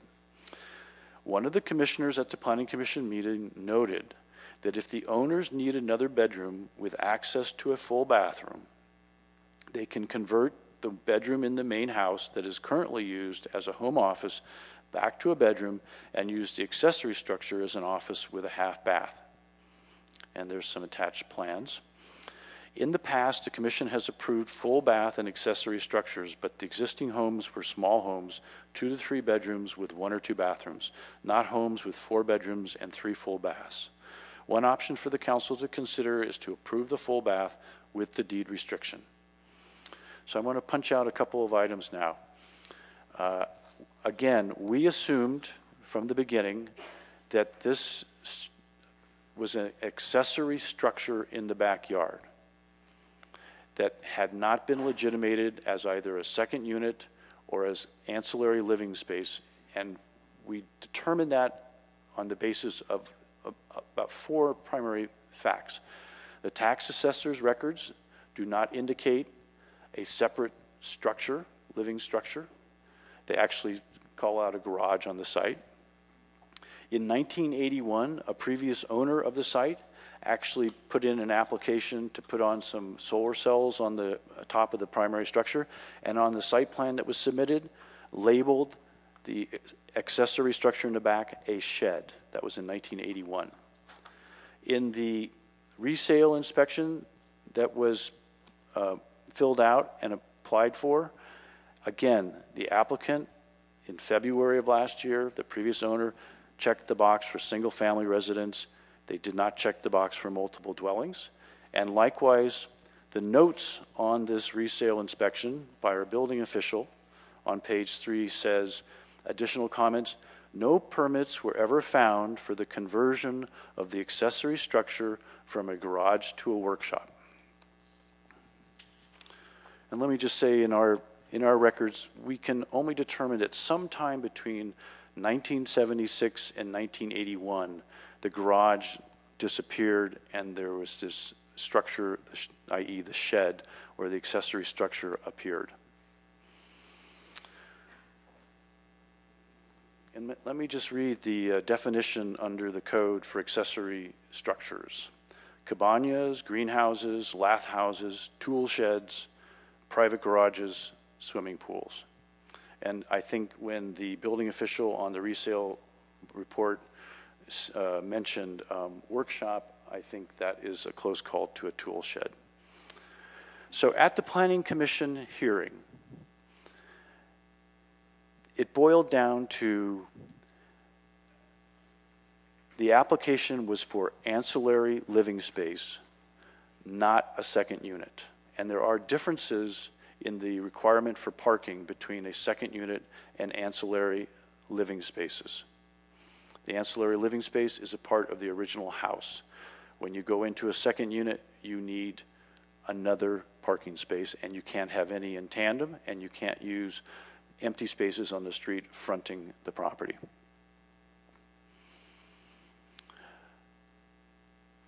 The Planning Commission, the policy of the town is to encourage second units. As you all know, we're big on second units.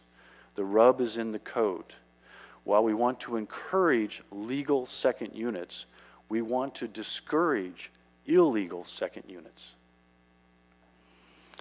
Let me mention something in the appellant's packet. The drawings that were submitted, the drawing is slightly different.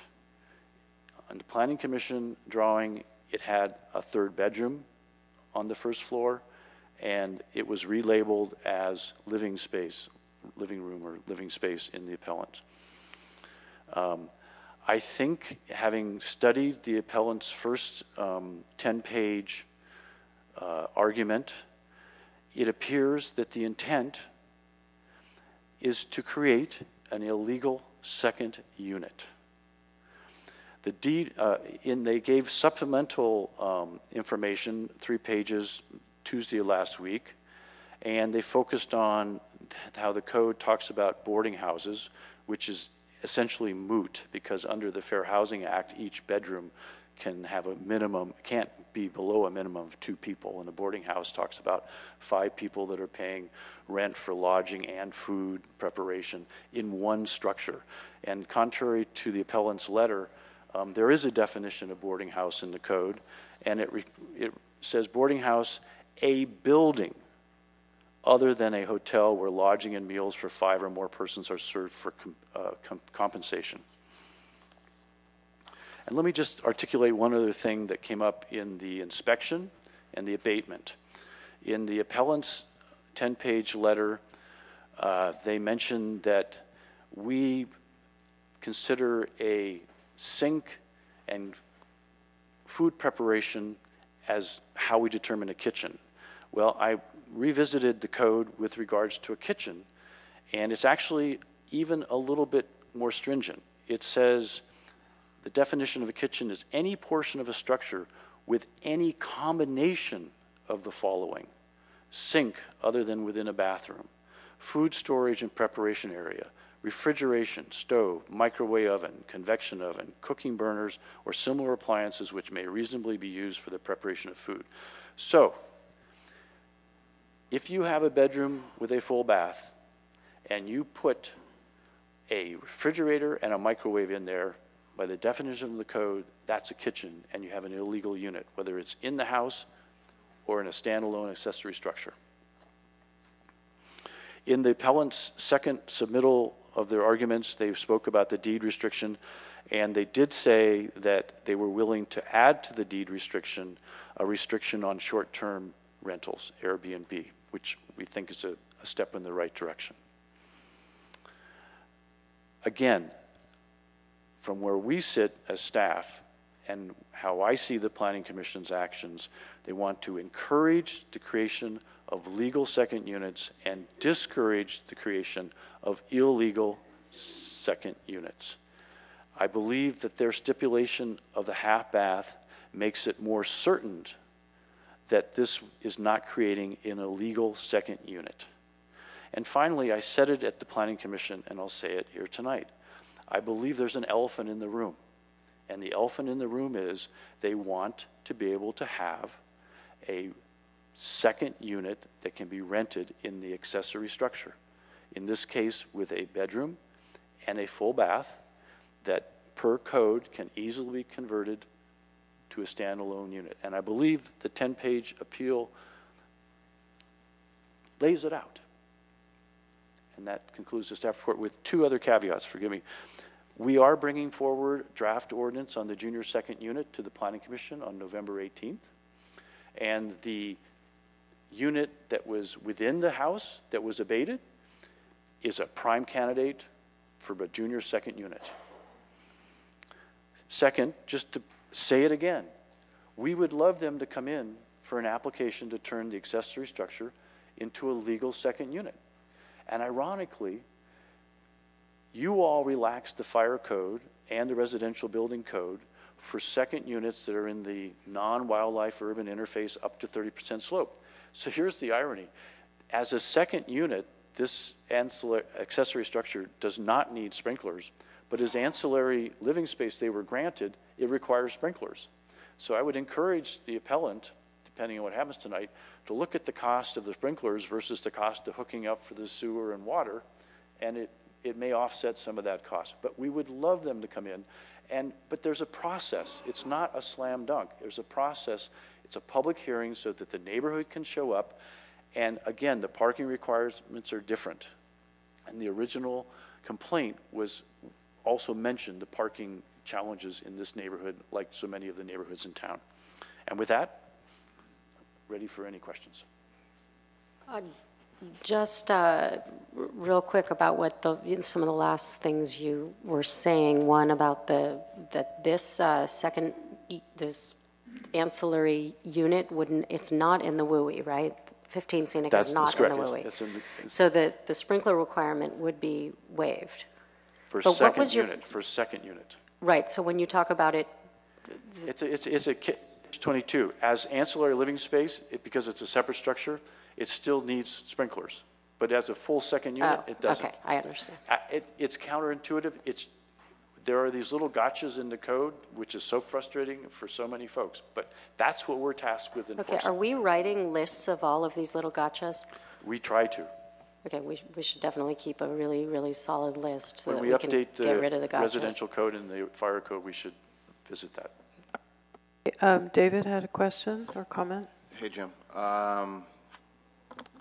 Every time these come to us, fortunately not all that often, I remember my joyous years on the Planning Commission. Reading the staff report and the ancillary material that was submitted, I'm wondering if the goal here, as I think you are suggesting, is how do we get to a win here for the town, consistent with its rules, and for the community members, so that, you know, they get to the greatest degree what they're seeking as well. Talk to me in your staff report on page 2, where you note that if the applicant signed a deed restriction stating that the accessory structure will not be used as a second unit, and I believe the memorandum or the email that we received and also was provided to us tonight that said they would also sign a deed restriction that they would not use it for a short-term rental. If we had those two deed restrictions on the property, would the town, under its code, have a problem giving them the full bath that they seek? Sorry, would the town have a problem under its code giving them the right to put in the full bathroom that they seek with the two deed restrictions? Well, if you look at our recommendations, we sort of came down in the middle. We said either uphold the Planning Commission's actions or direct us to come back with findings why this is not a grant of special privilege. It's a tough call. It's a very tough call. I think I went into the Planning Commission feeling that I was satisfied with the deed restriction. It wasn't universal on staff. And if you watch the tape, you'll find us sort of equivocating among staff on this very point. No, we don't. Yeah. As you know, we don't. Yeah. Right. So having seen the argument and read in detail the appellant's 10-page argument, again, it only further emphasized the elephant in the room. I can give you an example. I get if you that. want. So let me just drill down on this a little bit. I get that you may fear, others may fear, that in the dark of night, a magic kitchen appliance will arrive and this thing will effectively become a second unit. Call me naive. I believe that if a community member makes a pledge to the community and a double deed restriction and the watchful eye of neighbors, that they will not do that. And if I cannot rely upon the truthfulness of our community members and two deed restrictions to that effect and the watchful eye of the community, I don't know what further protections are available to us. Fair enough. Let me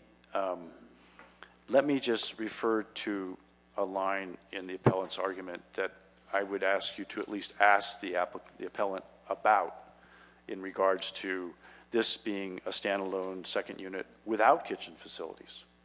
And that would be on page 3, third to the bottom paragraph, where it says, for financial and other reasons, the owners are attempting to create a freestanding bedroom bathroom within the existing cottage structure, which will provide an affordable housing unit in Fairfax. I'm going to suggest. I get where you're going. Yeah. What I read these things and I say to myself, if they show up with an attorney and they've said something like this, I know exactly what's going on. I happen to think that citizens writing these memorandum, which they may not do in the regular course of their life, often say some things or shade language that those of us who read this cockamamie nonsense for a living read things so tightly and so word by word. And I read that. I read that, and I agree with you. Let me just say the appellants have a pro bono attorney, Mrs. Cordell, that wrote that 10 pages. Okay, I'm going to pass who won on an that. appeal on next door. I'm going to for a number of reasons I can think of things that I'm not going to say. But what I will look forward to is asking that very question and drilling down on the appellant here to see if how we can get to the win. Full bathroom protection for town. Thanks for indulging me. Other questions? Peter? Jim, I had a couple questions. And you need to speak you're a soft speaker, so sorry to keep bugging you about this, but speak into the mic. Sure. Jim, what are the parking requirements for a house with 5 bedrooms per the code? It's actually the same as with 4 bedrooms. It is 3 spaces, 1 covered, 2 can be tandem, and if there's not enough room on the property and they can show that there is available parking on the street in front, they can actually make one of those three spaces, claim one of those 3 spaces credit on the street in front. So would this comply as a 5-bedroom for parking purposes? Yes. Okay. And then what is the definition for ancillary living space, if you have that handy?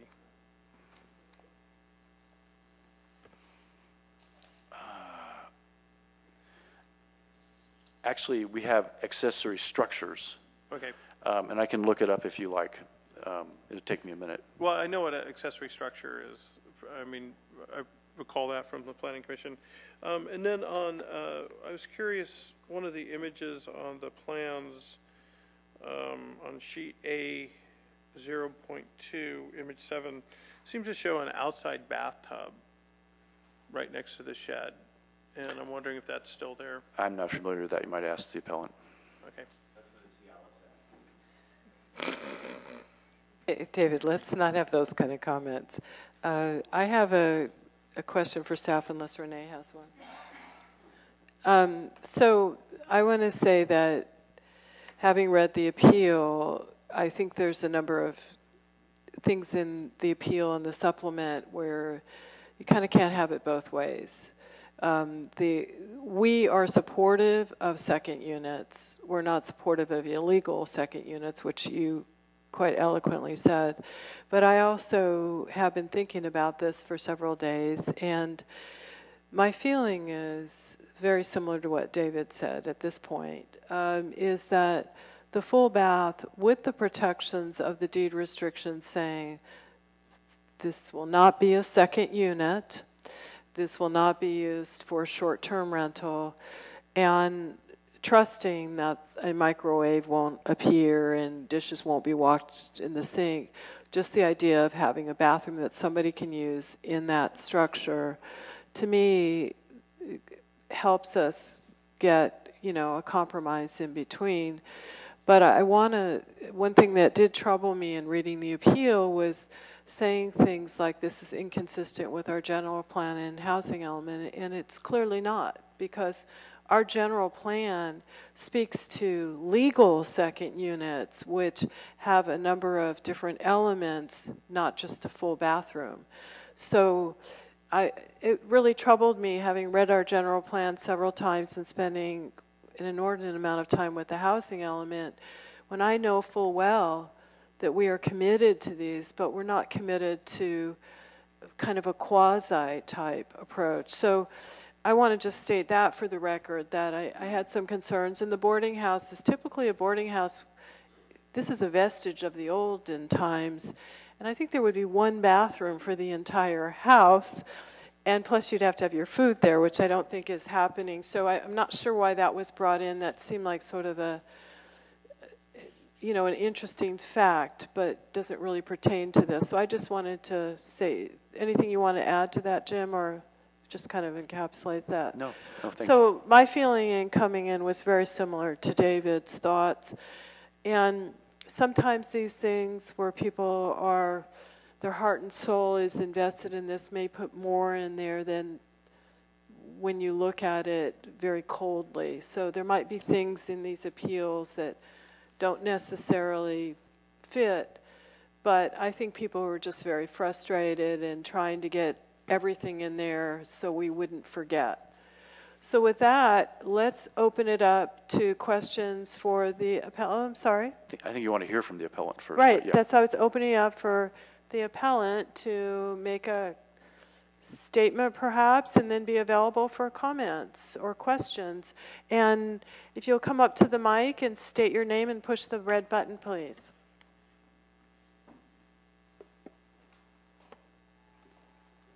Hi, I am the appellant. State your name for the My record. name is Gwen Gordon, 15 Scenic Road. Great, thank you. So, yeah, I want to respond to a couple of the things that were mentioned. First of all, we're trying to do everything to show that we're not going to turn this into an illegal second unit, and if the language got slipped in the brief, it was a mistake.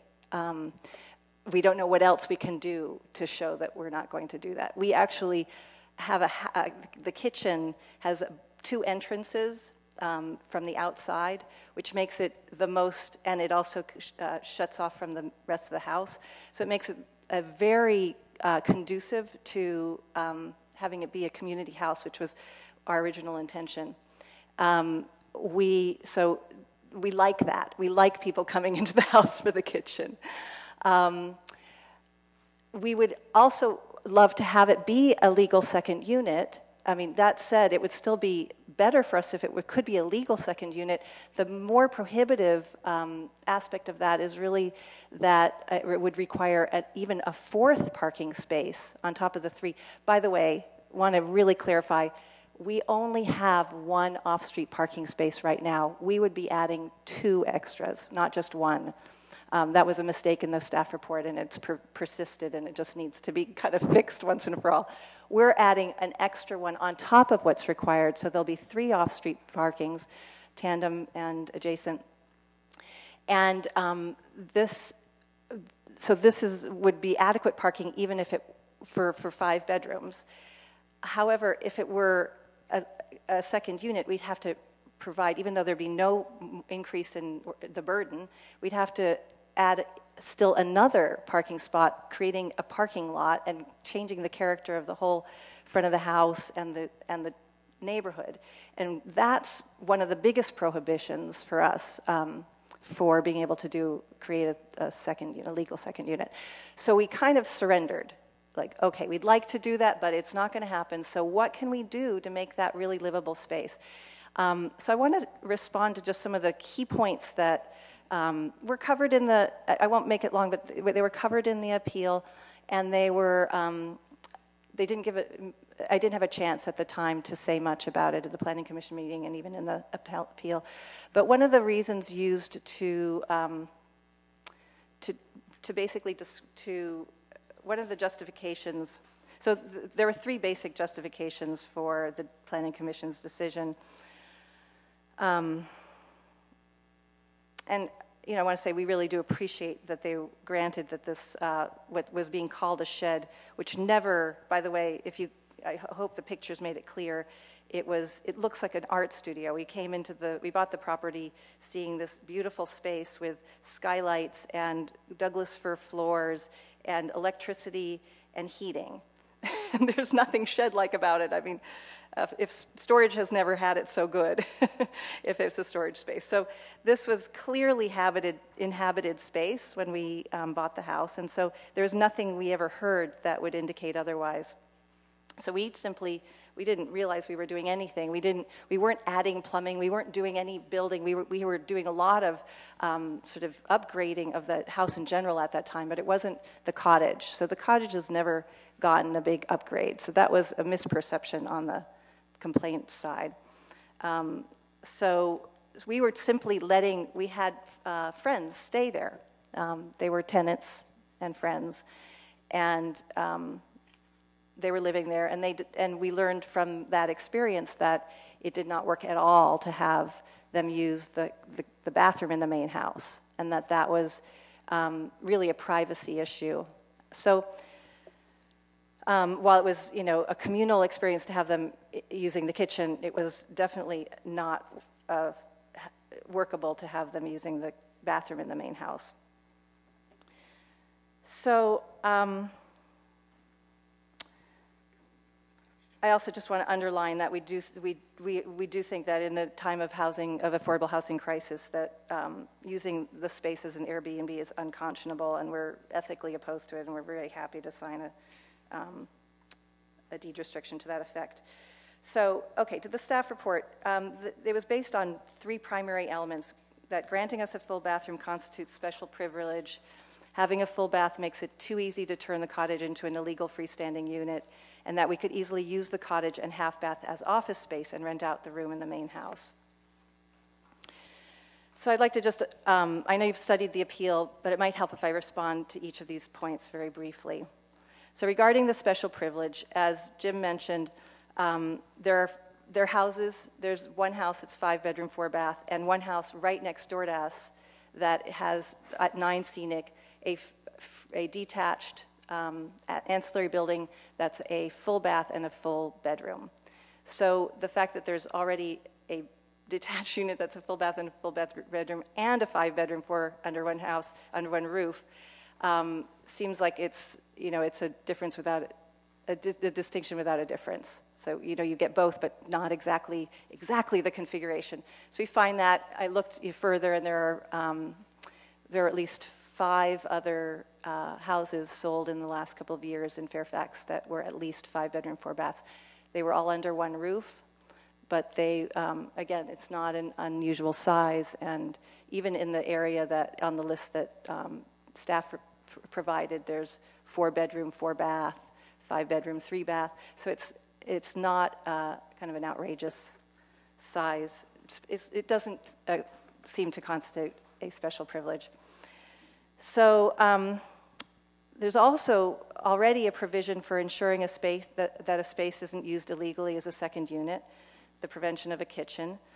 And we do not have a kitchen there. We do not plan on having a kitchen there.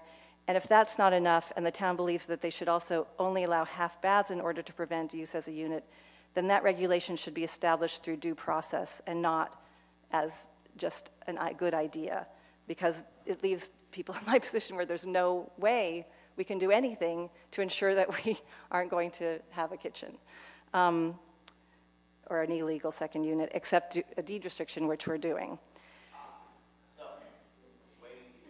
Are you agreeing then to a deed restriction? Yes. On 2 prongs, both of the short-term rental, and it will not be a second unit? Yes. Thank you. Yes. Finally, the idea that we could use the cottage as an office and rent a room in the main house does not take into account any of the actualities of the situation. The fact that the cottage is the largest space on the property next to the living room, that we have 2 dogs who live in the main house, that I work from home and I want to be with the dogs in the main house, and that we don't want to have a tenant who has to deal with dogs if they don't want to, so they'd be private.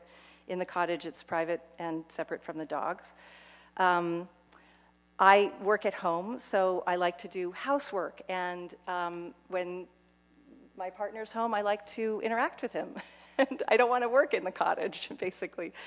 Also, in addition to that, and his office is the smallest room in the house and the least suitable for a bedroom.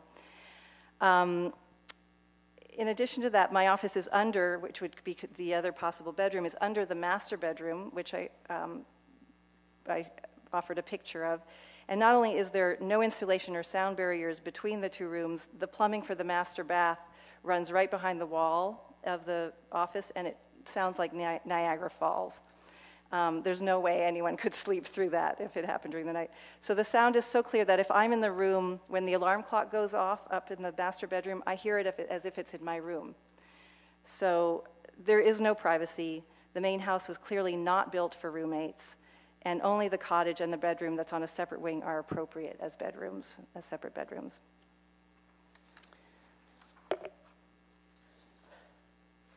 So that's... I'd also like to just request that, I know that there's a comment section period, and when that's over, you'll be in your own discussion, and I wondered if it would be possible, if there were a point that I wanted to respond to, whether I could at that time also ask for. Yeah, typically on these kinds of things, so we may ask you questions now, Yeah. and then we'll have public comment on it because this is a public hearing. Yeah. If there are things that we need you to respond to or you feel very strongly you need to, we would bring you back up. So Okay. that's kind of how it works. Does Okay. that make sense to Yeah. you? Okay, so with, I also have 3 Okay. letters from people who couldn't be here. why don't you pass those to the clerk? Okay.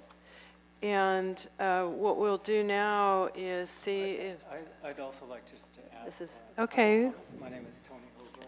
I'm also Okay, you need to speak into the microphone Okay. and speak clearly. We're being televised. Okay. Thank you very much, Mayor and Town Council. And And you are Tony? My name is Tony Hober. Yeah, I Thank also you. live at 15 Scenic.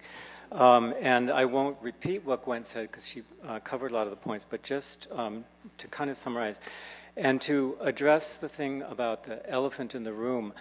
I guess I don't see an elephant in the room because our intention is to rent that room.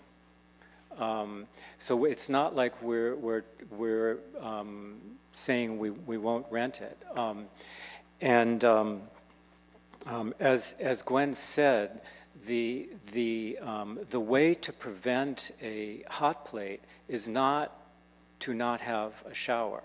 That's just doesn't make any sense to us. And to rent the room and have the person renting it have to walk across the yard in the rain every morning and every night to take their shower is just not a practical thing. I think Gwen made those points. And Okay. I just want to Thank you. address one thing that you said. I don't think anyone's, I think the elephant in the room was the idea of a second unit, which frankly your appeal kept speaking to, even though you don't want to have a second unit. What you want to do is be able to have someone rent that room. Right. So I think, unfortunately, your appeal created even more confusion. Okay. But I think we're clear on that. Okay. Well, let me just say,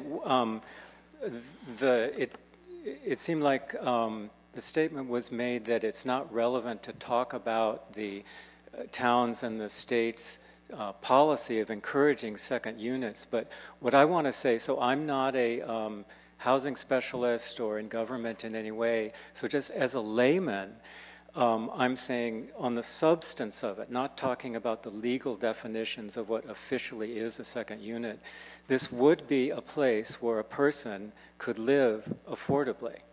So that's what we meant, but in substance, it would provide a unit for a person to live affordably, and of course they would be eating in the main house, but it still would be an affordable unit. Maybe not under a regulation in governmental terms, but to me as a layman, it would actually provide a place for a person. And I do want to emphasize that the staff report, both the original one and the second one, said that we have 2 off-street places and we're adding 1, but we actually have 1 off-street place and we're adding 2. So that was part of our kind of, good faith offering 1 more than seemed to be actually required. So in summary, our emphasizing the part about the affordable housing is that it really is, it meets the sort of all the characteristics that Fairfax would want. It's just steps from downtown, and it's involving 0 alterations to the external appearance or footprints of any building. So it's not having any visual impact. We're adding 2 parking places, so we're actually improving the parking situation, even if a single person lives there. So for all those reasons, it seems to us, again, it wouldn't be called a second unit. It would be a bedroom that's being rented. But we do feel that it actually is a good thing, not only for us, but for that person and in general for Fairfax. So forgive me, I am confused, because what I heard Gwen say was very clearly you have no intention of using that as a second unit, which means renting it to someone. Okay. So and now, am I misunderstanding? Yeah, Our misunderstanding. Tell me where I'm misunderstanding. Why don't we clarify this? So when we talk about a second unit, that has more than just a bedroom and a bath. And so what she's clarified is they don't want to have an illegal second unit. They do want to rent this. They do want to have a full bath for convenience so somebody isn't walking in between the houses. I think we understand that. Great. And I just want to say one thing is our planning department director also lives in a house where there's a number of people living in different bedrooms. So I think my concern were statements in your appeal which said inconsistent with your general plan. Not at all. Inconsistent with your housing element. Not at all. We want to have things that are legal, that work for affordability. And I think what we're wrestling with right now, are there ways to allow the full bathroom? Sure. And I think at least two of us at this point are looking at that with those provisions of the deed restriction. So why don't we do this? Let's see if there's any questions of the appellants from the council, and then we'll open it up for public comment. Any questions of the council for our appellants? Peter? Thank you, Mr. Huber. So I'm curious, what was the work that you were doing back in October of last year that alerted the neighbors that apparently you were doing some work without permits? We were changing out doors. There was nothing that needed permits. It was The person, our friend, was building a bed, and they were building a bed in the cottage and then putting some shelves. I'm not sure. So we could give you a list of the things, the upgrades we did in the house, none of which required permits. Okay, I was just wondering. Yeah. Right, we were doing work in the main house completely unrelated to this structure. And then I was curious, in one of the photographs it does look like there is a bathtub outside next to the... That's a Victorian soaking tub. It's a little miniature thing. I had that in my house outside in Woodacre, where I moved from. I used it as a planter. We might be able to use it as a tub, but I brought it from Woodacre because it's a cherished object. Is it hooked up with plumbing? Or? No, it's absolutely no plumbing, big holes in the middle. When you say affordable, what is your definition of affordable housing? I mean, it's obvious you want this for, rental income. Yeah. And, people do rent houses within their property, but I'm just, you're making the argument that this would be affordable, but I'm curious. I'm fairly sure, like, we don't have, a technical informed definition. We haven't decided how much we would rent it for, but I'm quite certain it would be less than anything that we've ever seen on Craigslist for studios and rooms. About 1,000 or less. Yeah, it would be less than a legal unit, I'm quite sure. And pardon the language of unit versus bedroom, I see that that's the source of confusion. And so every time you've heard us say unit, it actually means bedroom. We're thinking that an additional space for someone is a unit. So that language is I just got it, that was the confusion. So sorry about that. Right, but the effect is kind of the same, whether, it's creating an additional living space. I mean, it would mean another, car, for example, whoever's living there. Yeah. That's why we have 2 extra. So it is an interesting, the effect is as if it was a second unit. But legally, but without having... Whether it's legalized or not. And my understanding then is you found that the cost of putting in another meter was cost prohibitive as far as...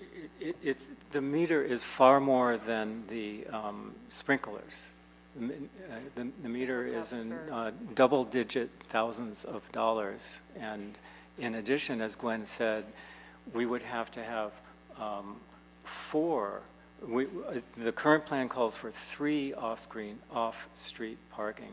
We would have to have 4, meaning we'd have to put a parking place right in front of the house which would change the visuals a lot. Yeah, so that's what we understand would a second unit requires, on top of the 3 that we are going to have, an additional 4th. Although, there can be variances too sometimes for the parking. And I want to sort of address a question to Jim. In terms of an intent to keep it affordable, I'm wondering if there's another possible deed restriction, if there's a way to, I don't know if there's a definition of affordable housing for, a single person, but to peg the rent for that structure to some kind of affordable housing guideline, that would be a little more persuasive that it would be an affordable unit. I think we talked about this last week, and I don't think you can do that, correct? So I want to get Janet's attention, if I may, for a second. So Janet, the question from Peter is there any way to put rent restrictions so that this accessory space as a bedroom and a bath would have a rental cap? And correct me if I'm wrong, but as ancillary living space, I don't know of any mechanism to cap the rent of a bedroom where you're sharing a house. You would be able to do that if it was a standalone legal unit, I believe. That is debatable. Yeah, that's debatable, that last part, but no, you can't. I wouldn't attempt to put any sort of qualifying amount of money on this rental. I think I want to mention something to you. I was looking through our housing element when I think Peter was going for kind of what you would rent it for, and just a 1-bedroom apartment on the low end is around $1,500 a month. So a room in a house would probably have to be significantly less than that to really be affordable, really significantly less. So even $1,000 might be quite high. But I think we might be getting a little off track. I just want to, Peter, did you have other questions you wanted to ask? No, those are all I have right now. Thank you. I have a question for staff.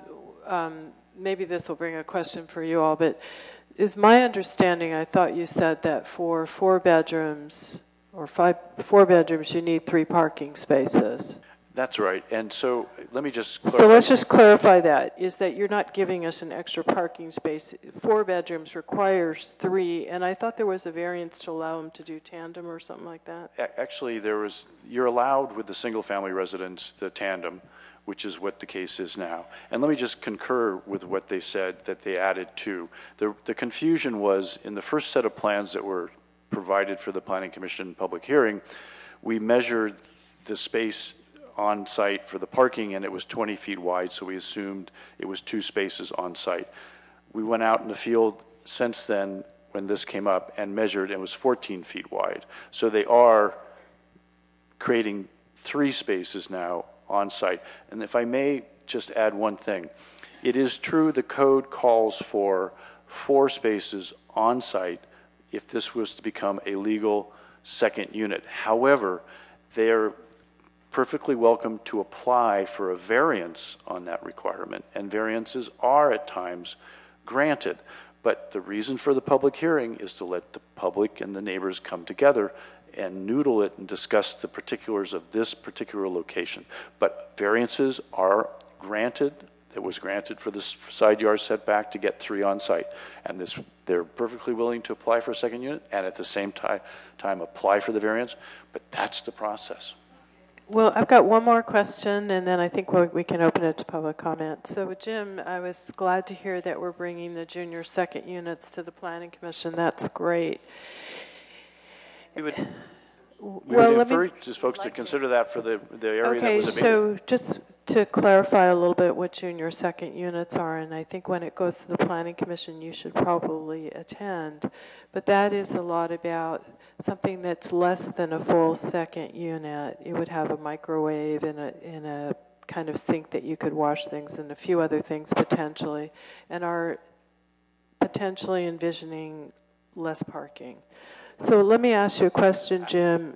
Go ahead. The way we're drafting the ordinance, which has to go through the Planning Commission, then to you all, is we're drafting it where for a junior second unit, which is within an existing house, since it's already meeting the parking requirements, or to the extent it is, it doesn't exacerbate as-is condition. So the drafting of this ordinance at this point, we'll see how it survives, is not requiring additional parking for a junior second unit within an existing building. And right now, the junior second unit would be within an existing building. That's what how we're writing the ordinance. Well, I just want to say one of the things in the housing element also contemplated the possibility of a detached structure. So I think for a special kind of permit. So I guess I just want to say to you all is that, you know, I think we can probably come to a compromise potentially tonight to move forward. But I think you ought to really be thinking about the possibility of some ability for, if it were possible, for a detached unit to junior, or maybe inside your house, because there, the concepts that have been approved, at least in Novato, is you don't have to pay for extra sewer hookup or water, and so that might be an option for the future. But with that, let's, okay. Jim, does this structure, does it meet the minimum square footage for a second unit under our current code? I don't believe under our code at the moment, but again, I think it's up to, I'd have to check if that's open to variances or not, but it's under the health and safety code, it's more than the minimum, and I'd have to revisit our own code. I think it's 300 on our code, I'm not sure. And Jim, I just had another question. Just in terms of, we want to encourage second units, obviously legal second units. So what is the could you just run through quickly what is prohibiting people from doing this? As Barbara mentioned earlier, we did have an amnesty program. We got, what, 2 or 3 came through to apply for their legality. And the gentleman in the beginning during open time spoke about how it really doesn't seem like we really do want these things because it's so prohibitive. But let's be clear that we're not bringing in things that aren't agendized. So why don't you just It's fine. This was part of my point. It just happened to be salient because he's sitting here. Could you just run through that? Because I do think there's a lot of confusion, and I do think in this situation it's important for us to understand what has precluded you from moving in the direction of having a legal second unit that you can then choose to make affordable, and what we can do in terms of looking at our code going forward, as you mentioned, the gotcha things, and make it make sense in order to encourage, truly encourage. I think there are things we can do since Novato was so successful. Let's do one thing. Let's be really careful because we are getting into a broader topic than this. If you want to ask the question, what is required for a second unit, so that will be clear in your mind, I think we should do that as part of the CPO. Okay, well then why don't we go ahead and, since this isn't the time at the public hearing, could we look at agendizing this conversation? I can actually answer your question because it's germane to them. That's why I was asking, is I think people need to know. So it's my experience, there may be other reasons. The primary reasons for the failure of the amnesty ordinance is there's the cost of sprinklering, which is very expensive. There's the challenge of the parking. And even though the option of applying for a variance is available, in many neighborhoods, it's such a hot topic that it doesn't succeed because it's constrained. And then aside from sprinklers and parking challenges, the more global issue of the cost of hookups, and the 2 primary ones are, as you heard from Rachel Guinness's presentation, can be $20,000 for sewer and water. And as you heard earlier, it's sort of the same cost regardless of the size of a unit. And then lastly, as I believe Mr. Egger brought up one night, there's the added taxes. Okay, I just think it's really important for us to look going forward. It's not in the WUI. It would not be a sprinkler cost.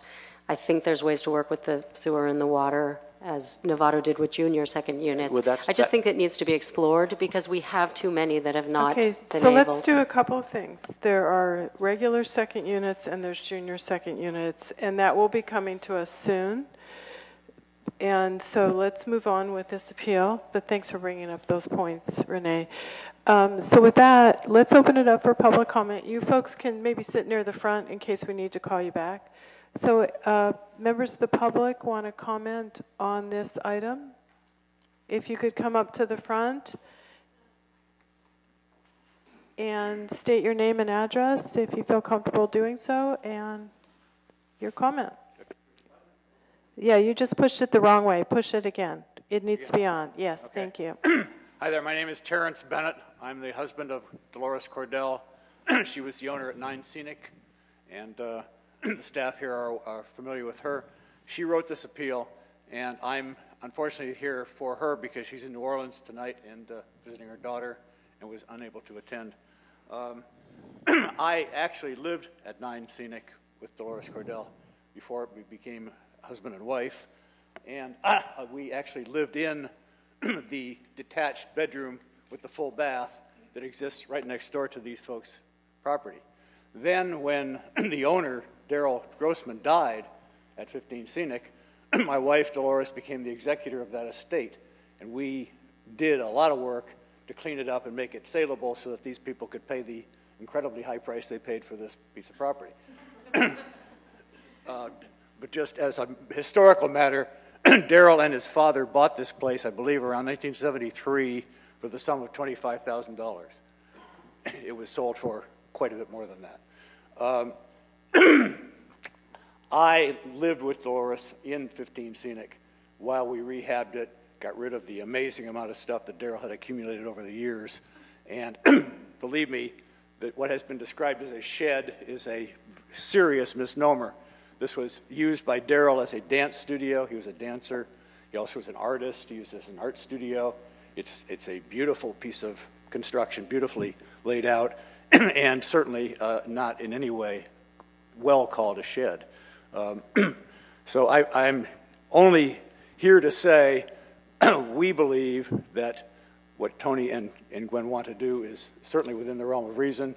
To the extent that my wife's writing has caused confusion, I cannot apologize for her. She's not here and she did the writing.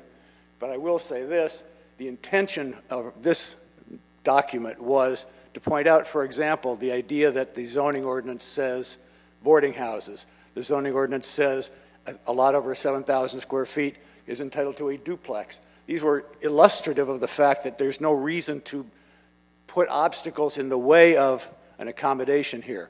We've heard that their willingness to accept the deed restrictions.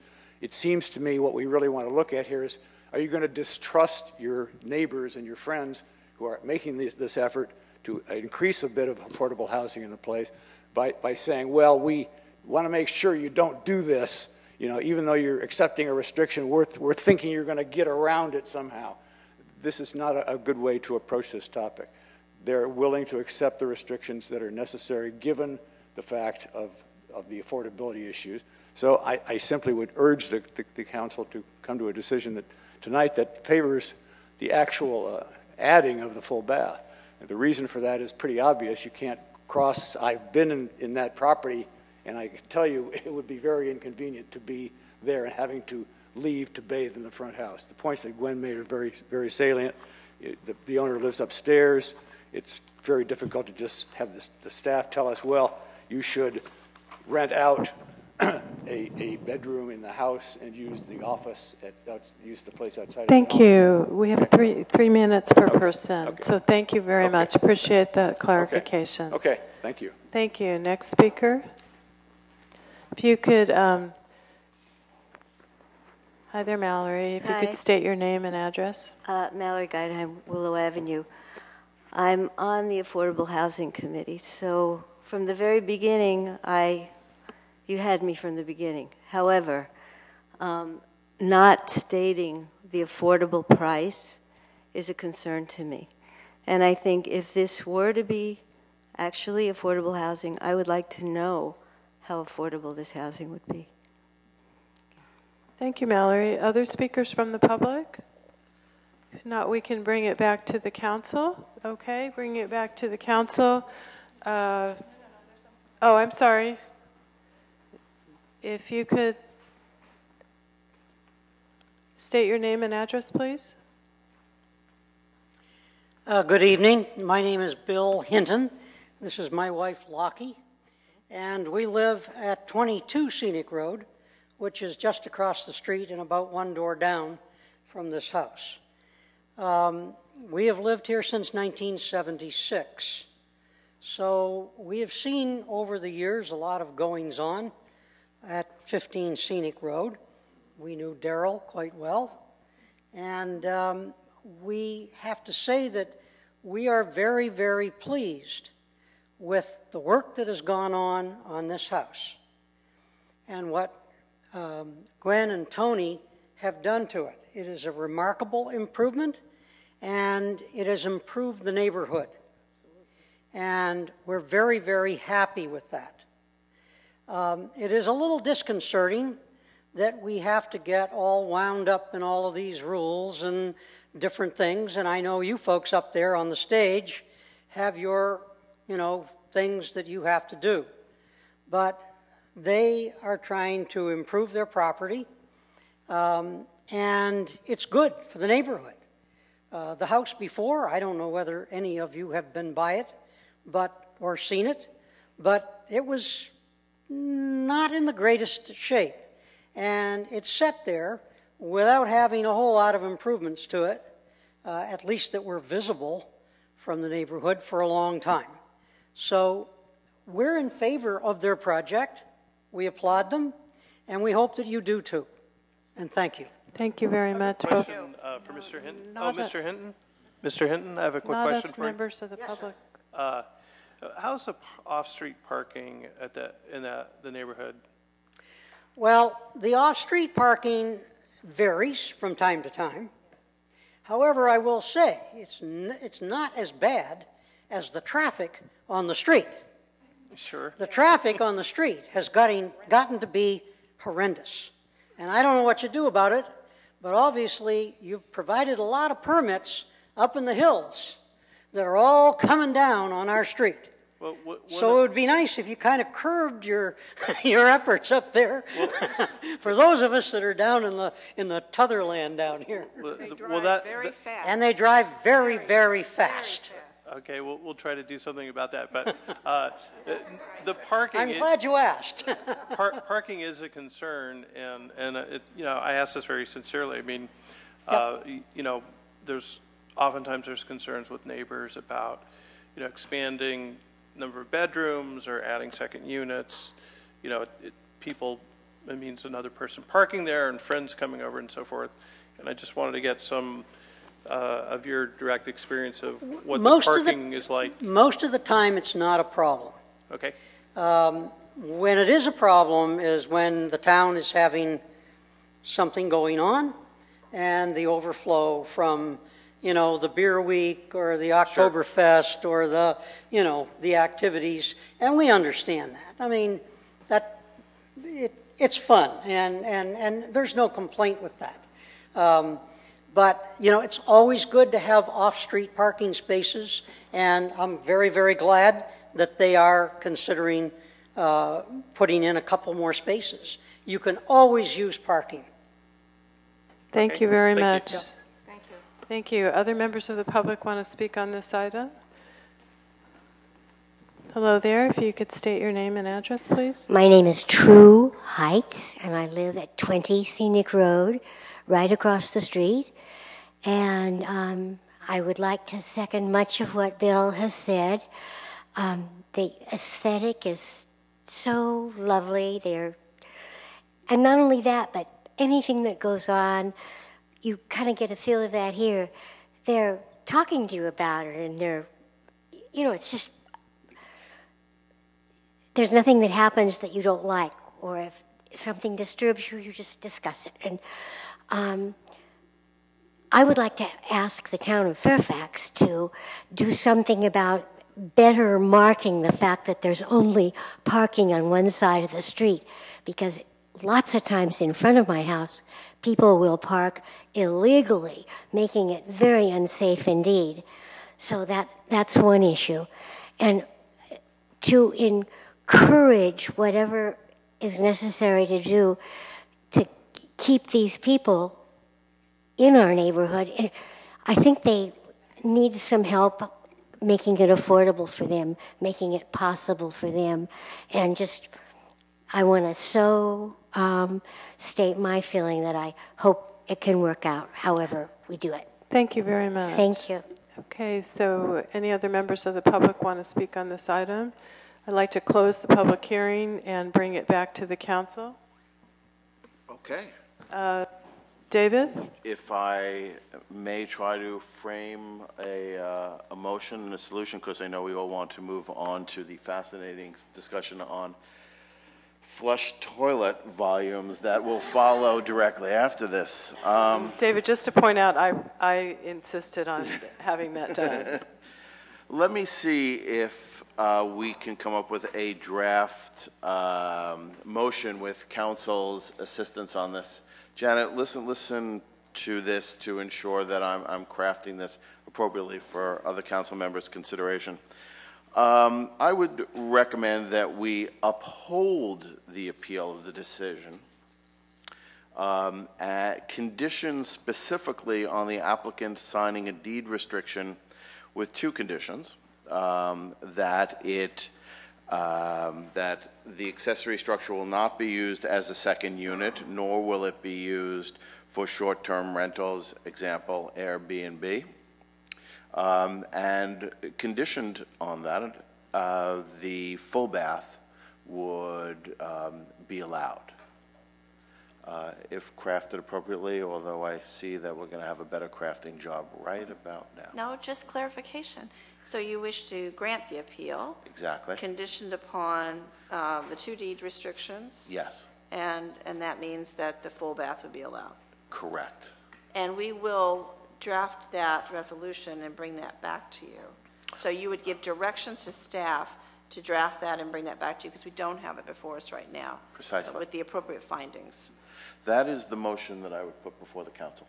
I would suggest adding a finding, which I have some concerns because it's an unusual property, it's an unusual circumstance, and it kind of falls between the rules and some very important rules on second units and also ancillary housing or ancillary structures. And I'm concerned about setting a precedent, but I also see there's at least one neighbor commenting that the parking in this area is adequate to, which is in a lot of circumstances where we're looking at these kinds of things, there's problems because there is not adequate parking. So I would just want to add that there is a mitigating circumstance here in favor of granting this variance, in that there is adequate off-street parking to mitigate any of the concerns that might arise from additional use of the property. I think one clarification, it's not a variance.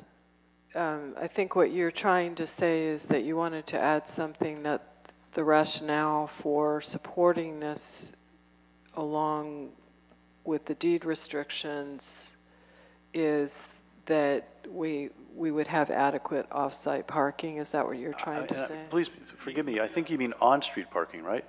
You mean on-street parking.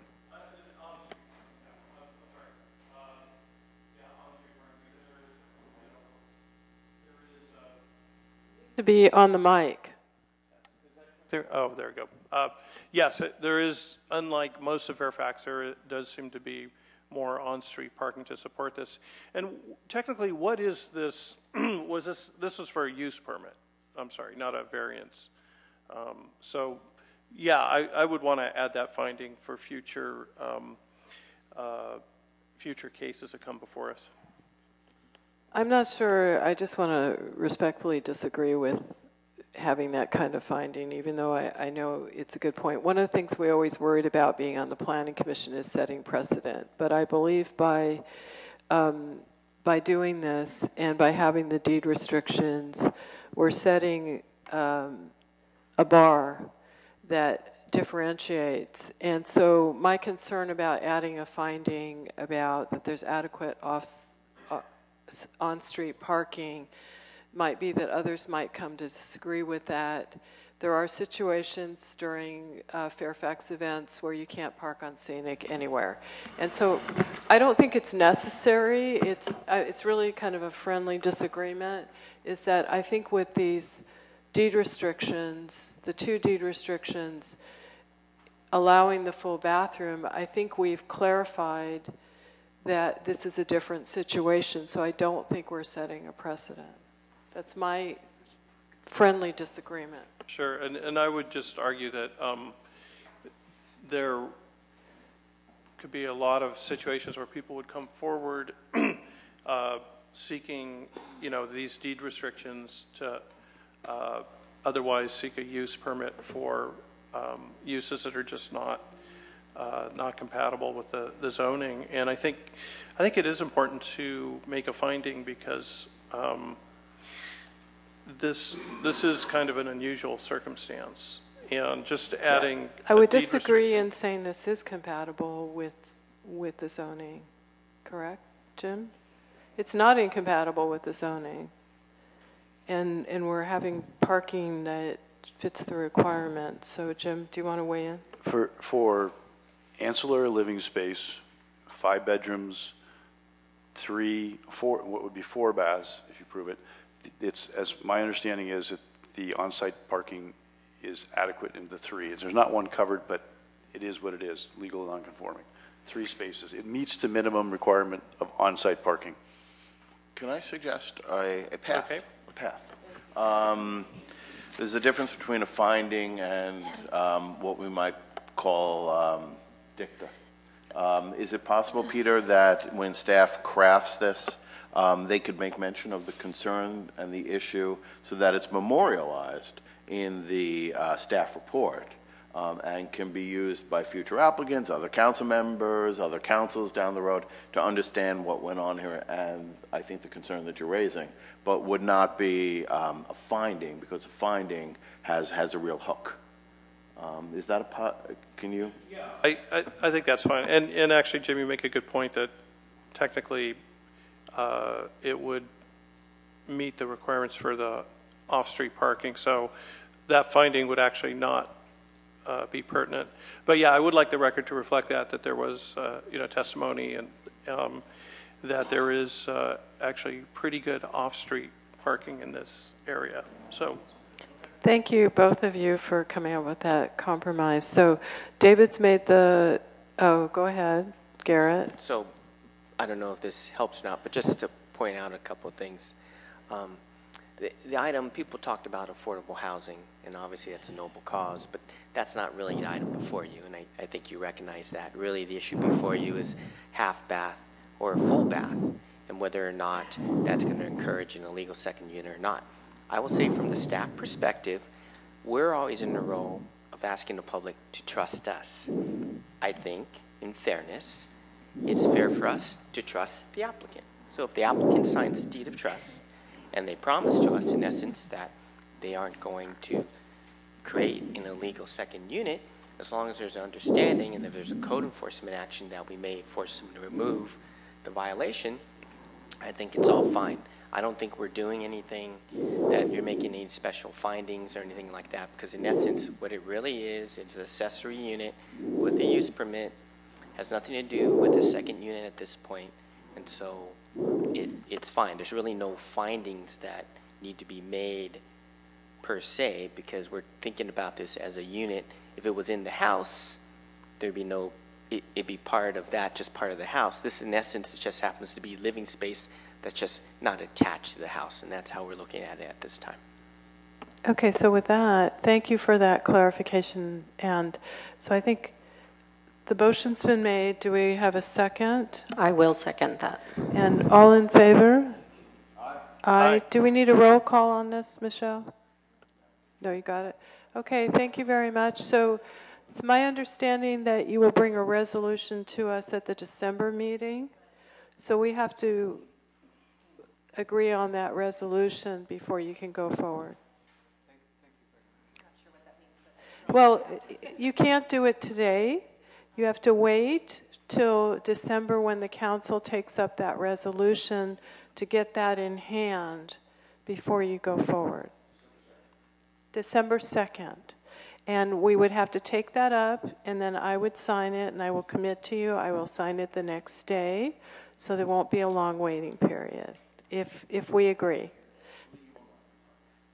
I will not, be mayor anymore. So the new mayor must commit to sign it right away.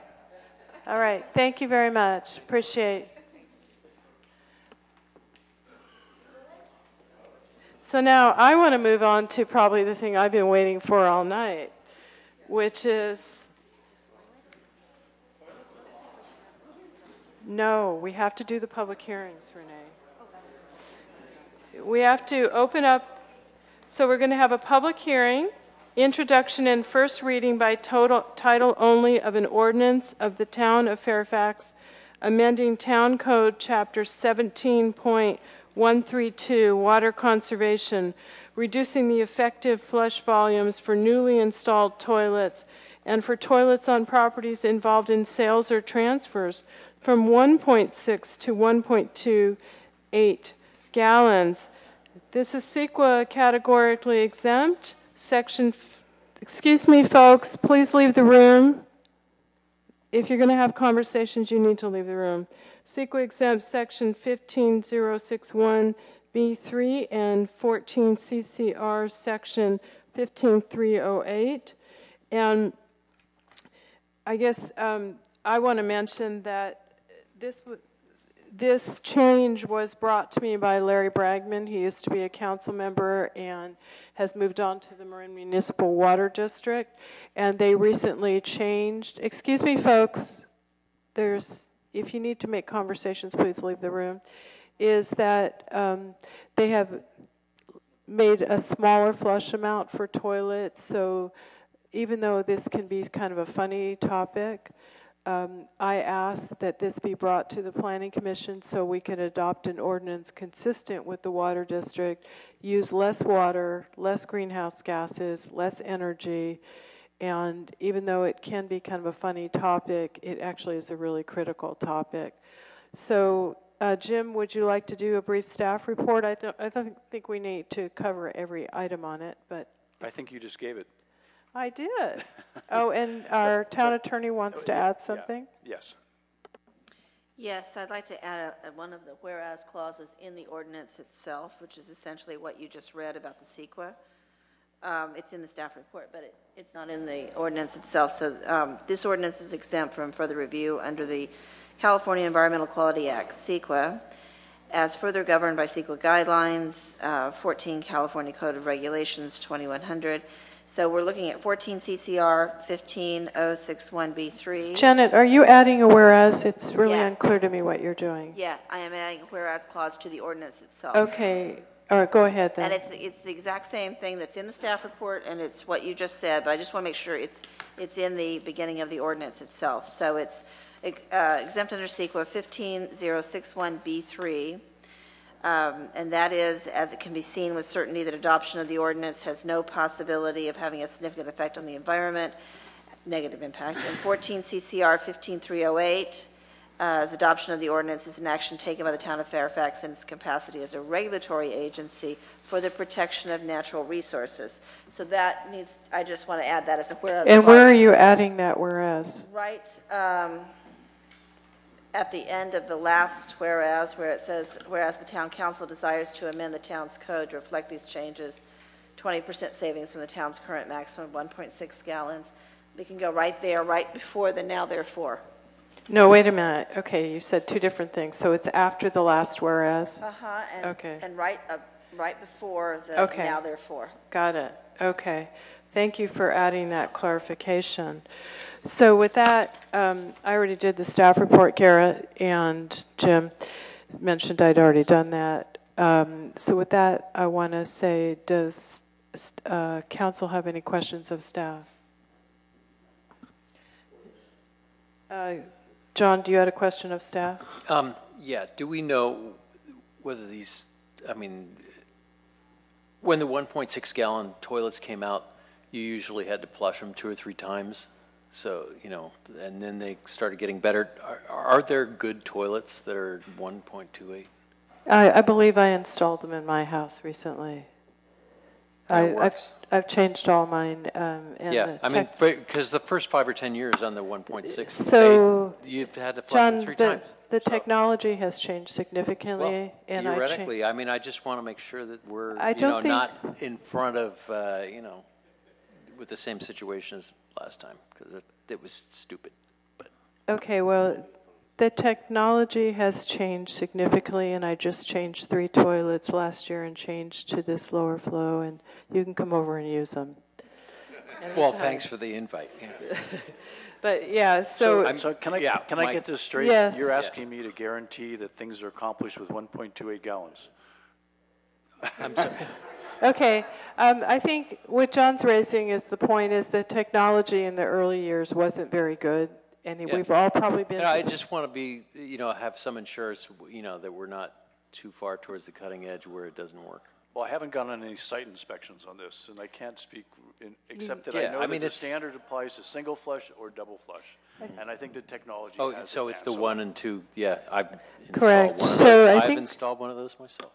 Okay, well, they work. Yeah. Any number of folks can come over, and with that, I'll open up the hearing for public comment. Do we have speakers on this item, Michael?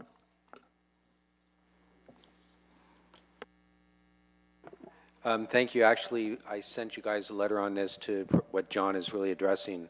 And so originally when the lower volume, and I'm hoping technology has improved, I replaced all the toilets years ago. And what I found was that I continually called the plumbers because they were clogging all the time.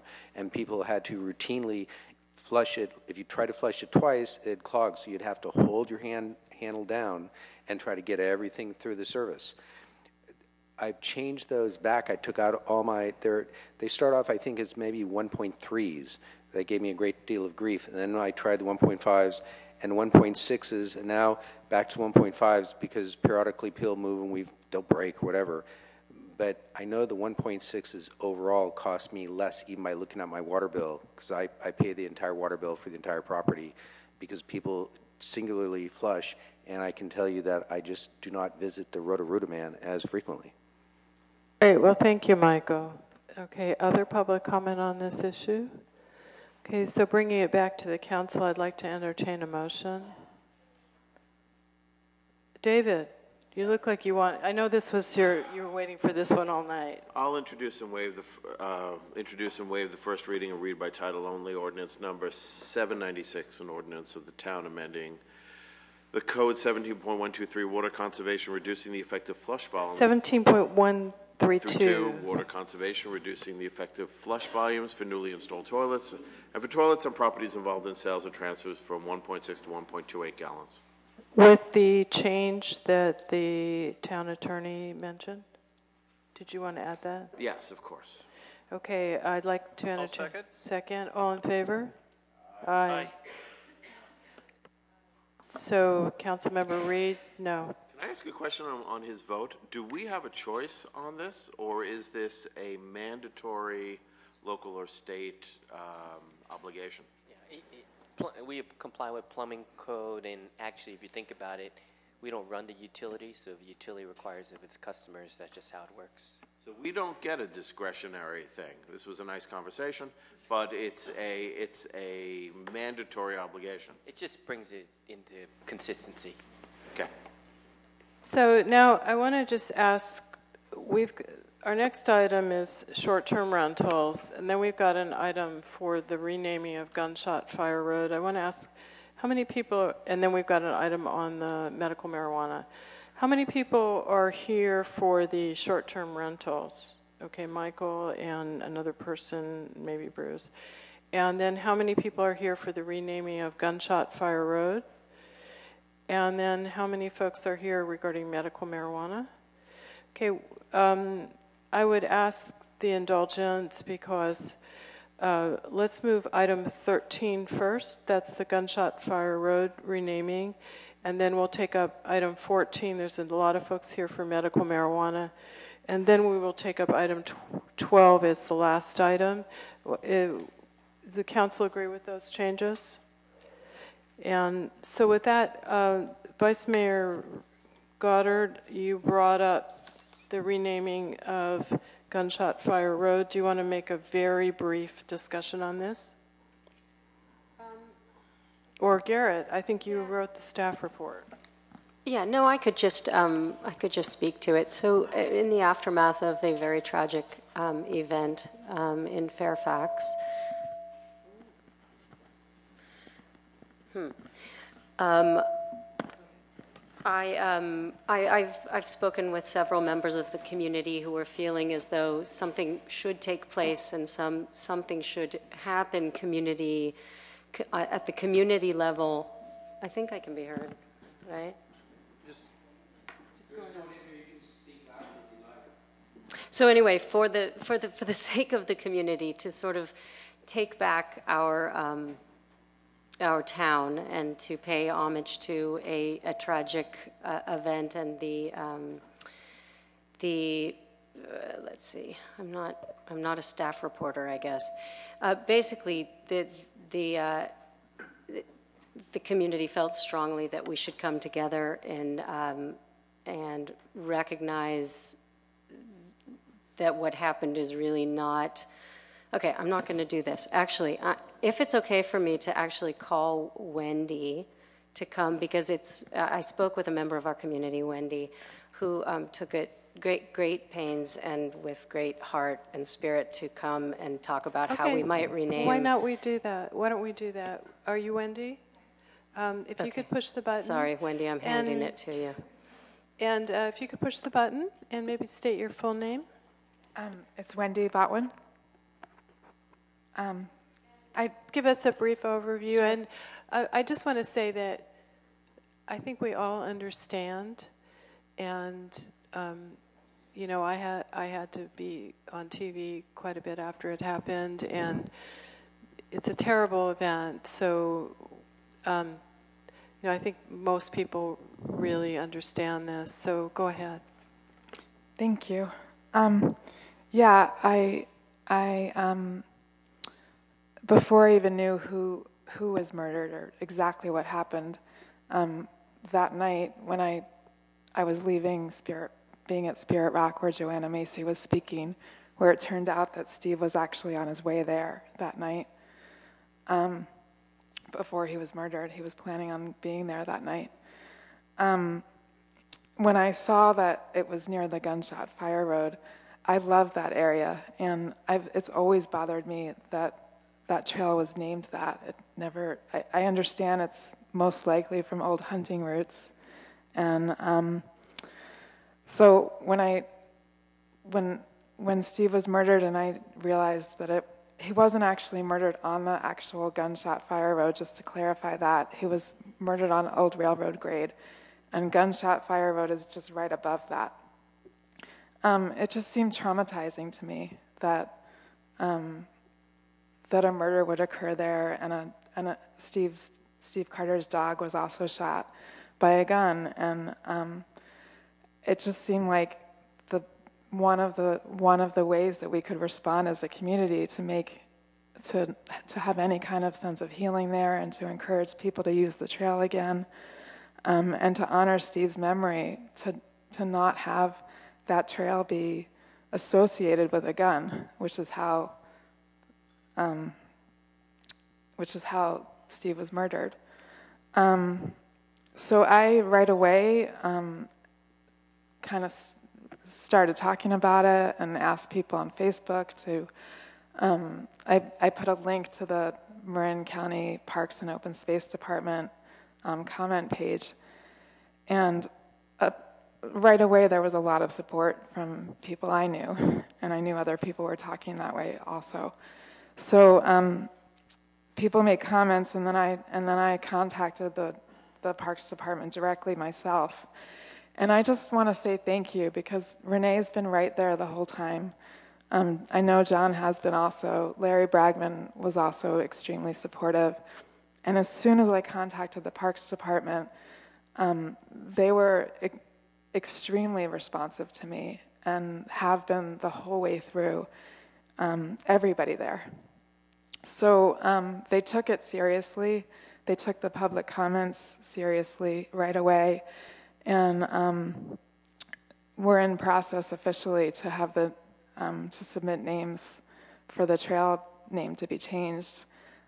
They told me they would put up official notice as of November 1st at the trailhead, and they actually went ahead and did that, I'd say, a couple weeks before then. I don't know the exact date that the sign went up, but it was before November 1st. So right now we're in a public process of anybody can submit a name. They have a very formal process on how to do that. You have to write a minimum 500-word essay, basically, or letter, and have 3 letters of support for that new name. And they're taking submissions through December 1st, through the end of the day, the end of the business day on December 1st.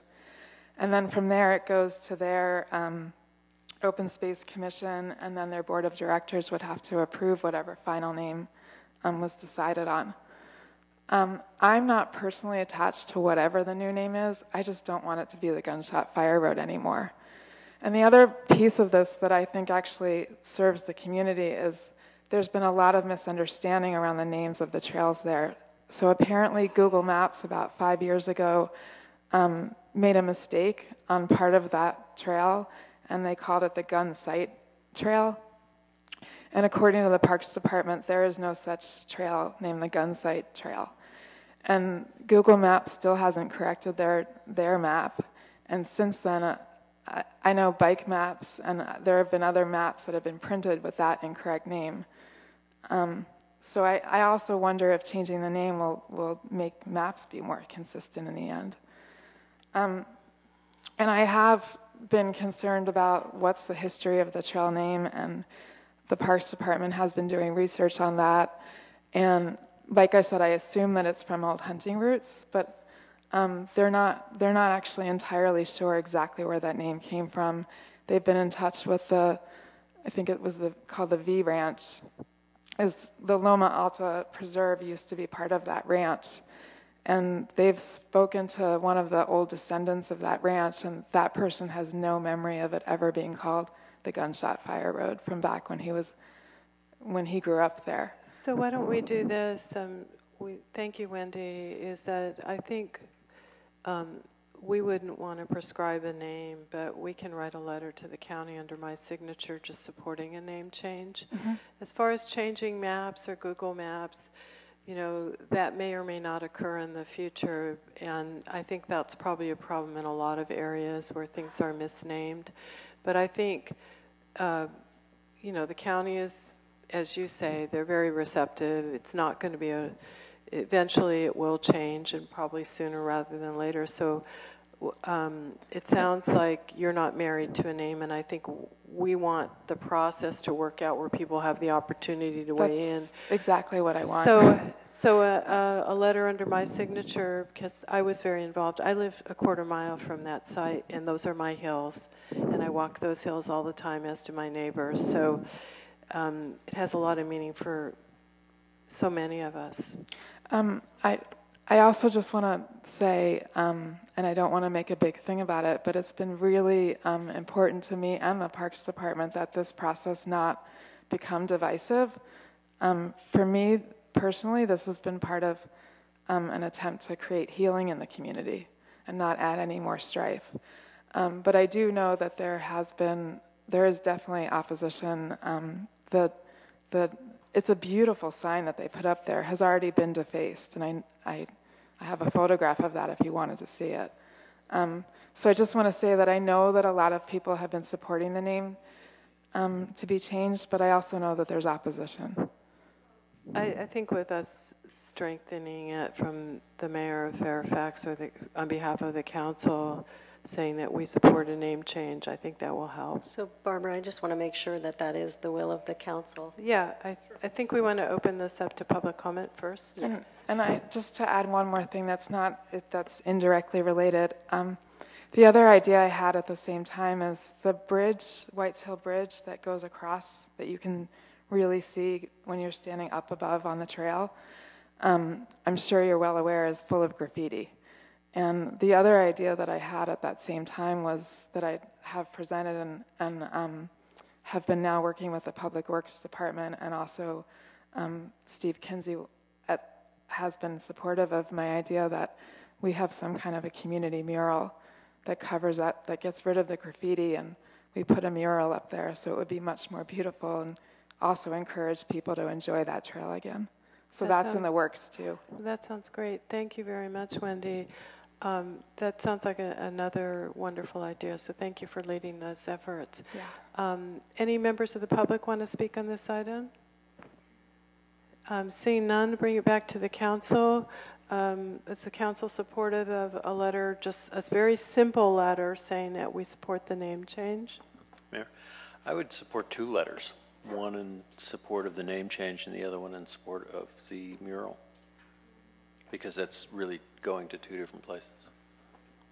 I think we could do that, but it sounds like Supervisor Kinsey is involved working with Wendy and others, and it might be a little premature. Well, actually, the more support for that, I think, the better, because that is a much bigger project and it's going to involve money and more community, and it's obviously a longer-term project, but I would love that support. Well, let's talk about, so with the council support, two very simple letters, one to the board president of the Board of Supervisors, Katie Rice, about supporting the concept of a mural up on the Whites Hill Bridge, and then the other to the acting Parks, Open Space and Parks Director. It's Ron. It's Ron. No, right he's now, not acting anymore. There's a new person. But as of, I think it's in the middle of the process. The new person's starting. Okay, well, we'll take care of those details. Okay. But another letter supporting a name change. Is the council supportive of those two letters? Yes. Okay. Thank you very much, Wendy. I'm sorry you had to sit through the whole meeting. It was great to be here. Thank you so much. And it's been a huge honor to be spearheading this and everybody's support. So thank you. Thank you. Thank you.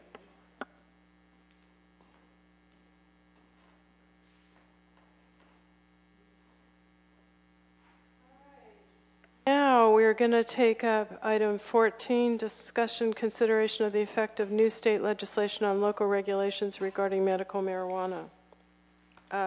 Garrett, would you like to do the staff report? Sure.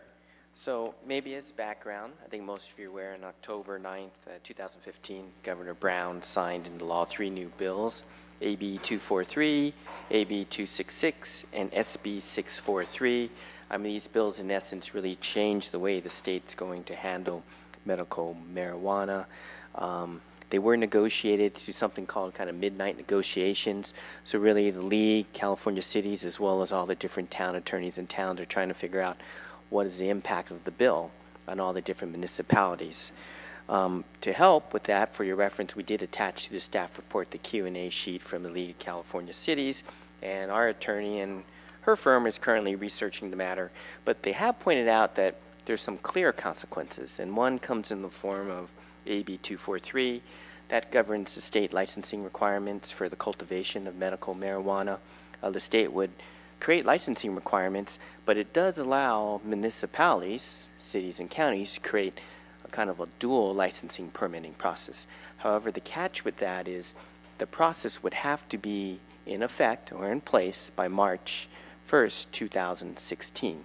So, if the council wanted to be able to exercise local control when it comes to cultivation of medical marijuana, it would actually have to put some type of ordinance in place by that time frame. And so from staff's perspective, we would think it's probably the council's wishes to actually maintain local control. And what we would suggest is the council, in essence, and I'll go over the timing of this, put in something that we're referring to as a placeholder ordinance. Placeholder ordinance, what it does is it does put in the base requirements, but what it is it's more of intent to hold a place while the council then could have time to either direct the planning commission to maybe come back and refine what's in the ordinance, because to really have something in place by March is pretty quick. So what we would recommend is something along the lines of when it comes to cultivation, maybe it's something where we limit the cultivation to 6 plants per parcel for personal use for medical personal growth. Personal growth for medical marijuana. At the initial basis, and then that would buy some time then for the Planning Commission to really think about the issue and then make recommendations to the council. Wait, do you know when the state will come out with its cultivation requirements? They have to be in place by January of 2018. Yeah. So in other words, they're hip to us doing it in 4 months, but they'll take their good old time for over 2 years. They have allowed adequate time for the state to establish a licensing scheme, and really an inadequate, almost impossible amount of time for a local government to do so. I think what's important is that they, the bills say that they support local control, but you have to have something on the books by March 1st. And a number of places already do. For example, in Fairfax here, we have a dispensary ordinance, but as far as cultivation is concerned, we've been looking at the codes trying to determine, there's nothing explicit about marijuana or medical marijuana cultivation, and that's indoor and outdoor cultivation in the codes, but there are a number of provisions that could be interpreted, perhaps agriculture, permitting the growing of crops. Those types of things are mentioned in the code. And so if we want to be explicit and we want to be very clear, which we need to do that quickly. And so what a number of cities are doing, and I'm not suggesting this is the end result, but as Garrett was speaking of having something on the books, a placeholder type of statute, is that a number of cities are quickly enacting, not a licensing scheme, because that takes a lot of thought and a lot of careful crafting, but rather a ban with limited exemptions or exceptions for certain types of, say, personal grows in a backyard, that sort of thing, qualified patients, etc. I just recently did one of these where there was a ban on outdoor cultivation and an exemption for 3 plants for the use of a qualified patient who resided in a residence on that parcel, and there was a total limit of 3 plants. You can obviously allow whatever you like, but the fact that you have an ordinance that explicitly addresses cultivation in some fashion is what we recommend that we bring back to you. Garrett, why don't you, so we talked about this some today, and we talked about sort of a framework of what this placeholder would be, which may or may not be what the council likes or doesn't like, but we can talk about that. But maybe you should also talk about the time frame, because, Janet is very accurate. You would almost think the way this is written is they want to trump local control, because there is no time built in the statute to really do anything significant. And so, but we did figure out with this kind of idea of a placeholder, and I can talk more about some of what we talked about today, but what that time frame would be in order to get this in place, because you have to be in effect. So if you think about a normal ordinance with the Planning Commission, first reading, second reading in 30 days, it doesn't work. So Garrett, I think, worked out the timing. So why don't you kind of go over that? Let me just say that the League of California Cities question and answer flyer really stresses that it needs to be in effect by March 1st. I'm not so certain. We've looked at the actual wording of the bills. I'm not so certain that that's entirely true. Certainly that's a very safe position. If you had something adopted and you didn't have the 30 days after adoption for it to become effective, I'm not so sure that that would not be defensible. But certainly the safer route is to actually have it in effect, which means for a regular ordinance, 2 readings and 30 days. For an urgency ordinance, it goes into effect right away. But you do have to make urgency findings, and so we would need to be looking at that. The best way to regulate is through your land use authority, which means in your zoning code, which means going through Planning Commission as well. Just for clarification, can I just ask, so if we do go through the process so that we've maintained or established local control, and it becomes a dual permitting situation, tell me if I'm correct, we cannot set policy that is less restrictive than what the state has applied, correct? It would be more restrictive. So only more restrictive. Okay, and if we didn't do this in time for this deadline, what happens going forward? There's no way to... The state becomes the sole licensing authority. And there's no way to overthrow that over time as we get closer and get our regulations all set. Well, what's interesting about this is that, these three bills came about very quickly. They were signed on October 9th. And I can't even tell you how many initiative measures are qualifying to be on the ballot next fall, which could completely change the landscape of all of this. So, depending on what happens next fall, I can't speak after that, but I think there is a very good possibility that we talk about this now, but this time next year we may be talking about something different. Well, and it's possible that one of the reasons why their date of January 1st, 2018 comes into play is because they want to see what happens with the initiatives.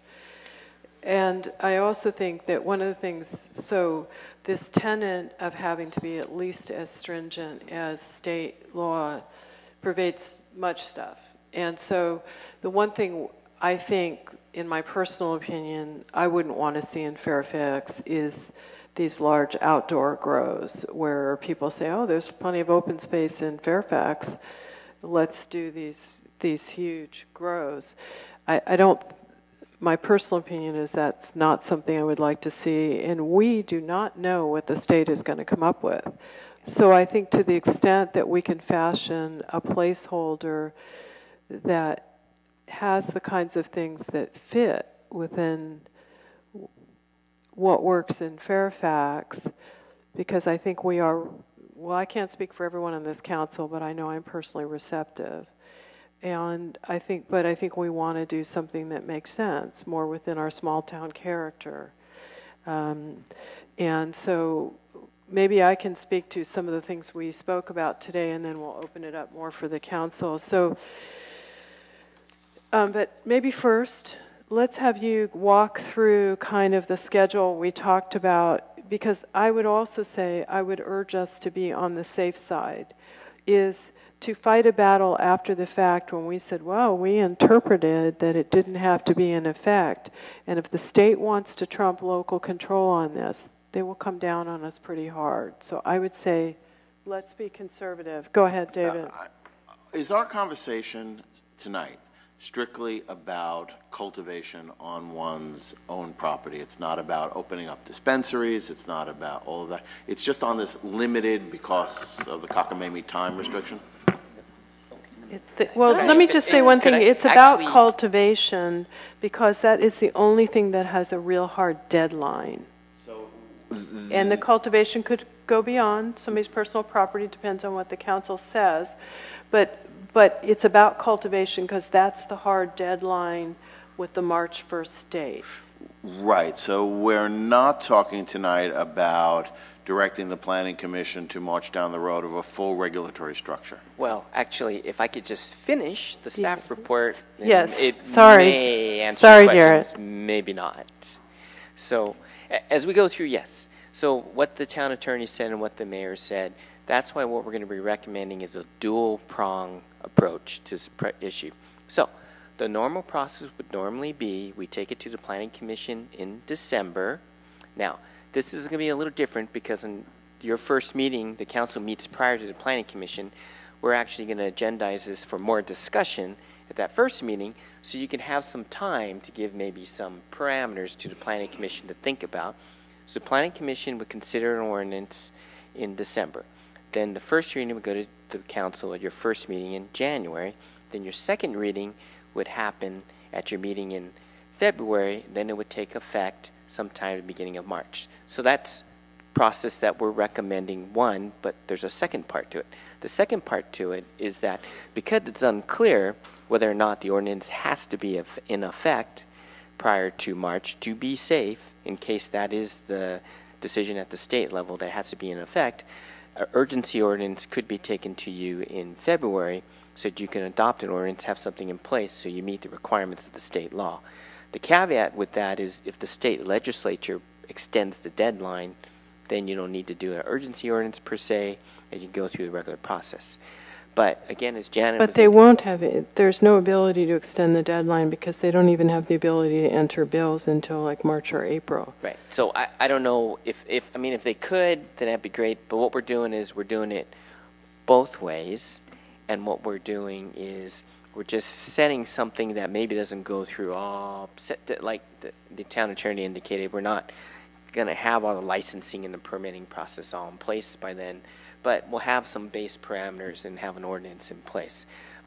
Some of the discussions, because this seems like something that'd be appropriate for the Planning Commission, is they could really get more into the details. Staff could share its opinion of how we feel about licensing and permitting and our ability to even do something like that. So that'd be something that'll come out in discussion. But for tonight, yes, the mayor is correct. There's no deadline on deliveries. The other bill, SB 643, has to do with standards for medical professionals. So really, tonight, the whole purpose of tonight was just to get direction from the council that you wanted to be able to maintain some local authority, and then that allows us to just get the ball rolling as opposed to waiting to December. On cultivation, that is. And so just to jump on this a little bit, because we had a conversation today, was one of the ideas that I threw out would be the idea of we would look at indoor and outdoor, and so we wouldn't leave the door open for outdoor. So we would include this, and we would allow. So the first part of this is not going to sound good to people, is you ban large grows. You allow exemptions for personal growth, and it would be 6 plants per household. If there's 10 people there, you don't want 10 times 6. It'd be usually 6 is considered personal growth, which I learned today, knowing nothing about this. Then, because we also looked at our code where we do have the dispensaries, even though it doesn't specifically speak to a cultivation for a dispensary, it has language that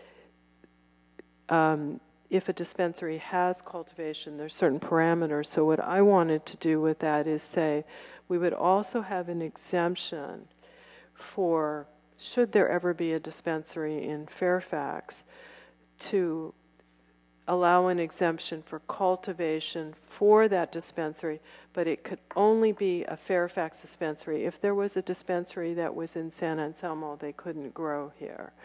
So I was trying to make sure that we preserved kind of what we already have, and then allow for the personal growth for somebody for one household where there is a qualified card.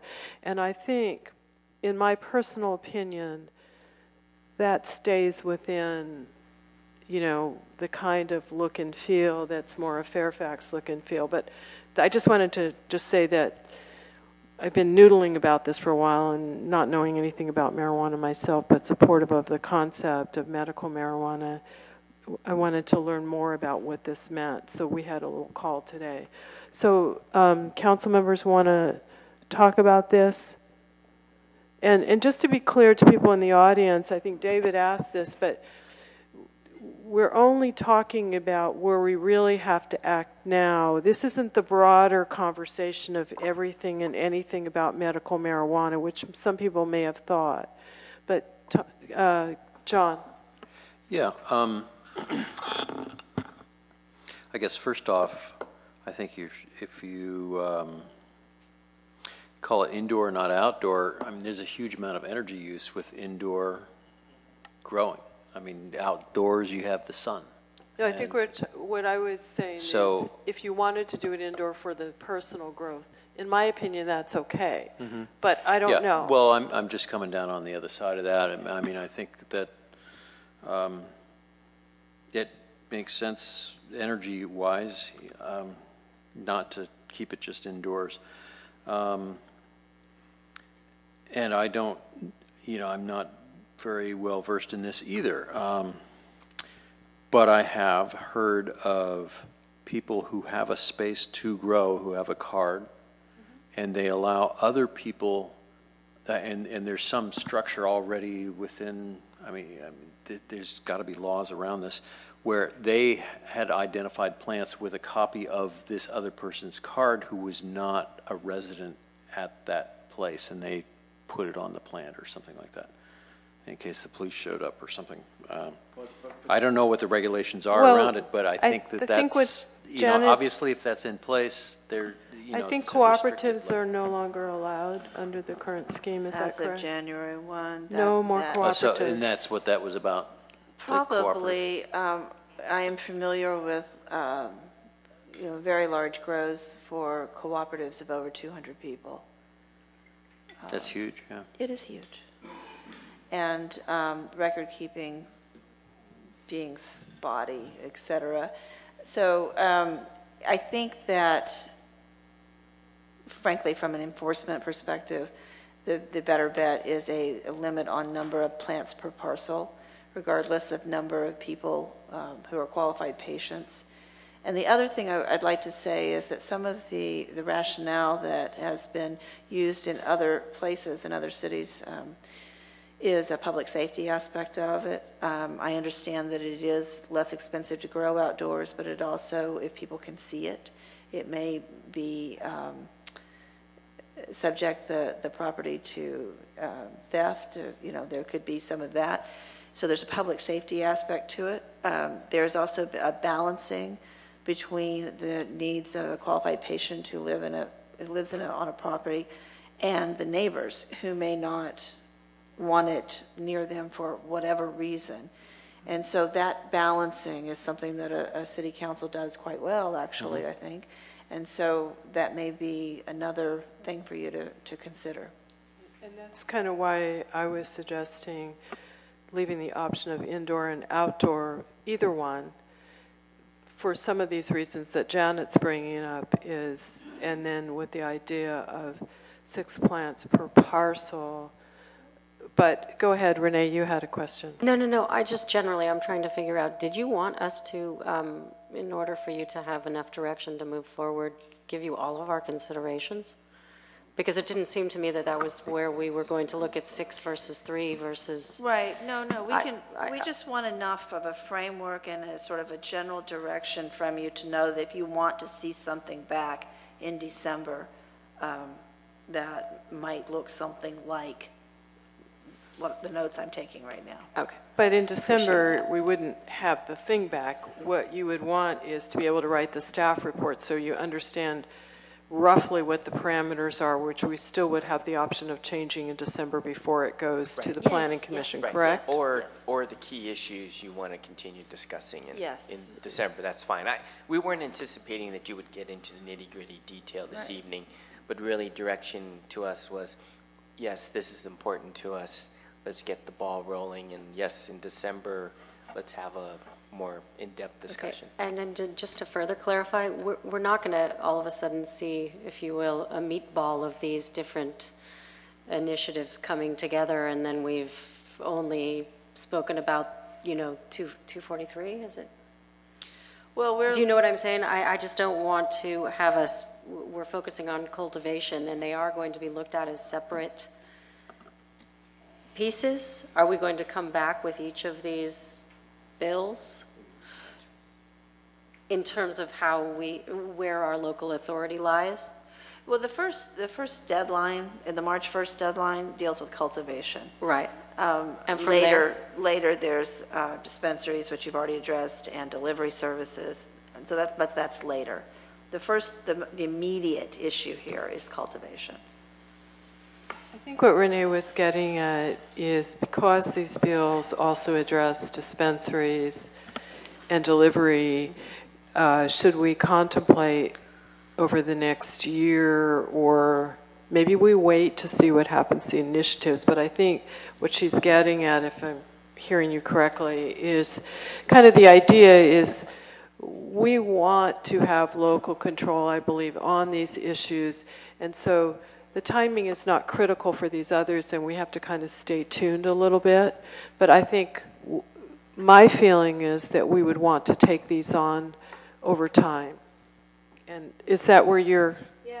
I guess I just want to make sure that the community's up to speed so that I think, I mean, there's a major snowballing about to, you know, it's gaining speed here as we're moving toward even November 2016 and recreational and all of the questions that are up. And I just want to make sure that we have a pace at which we address these things. I understand what's before us right now and our time constraints, but I just want to make sure that that each step is clarified as we go. Maybe there's a place at each meeting where we get a marijuana update, just so the community's up to speed on what's happening.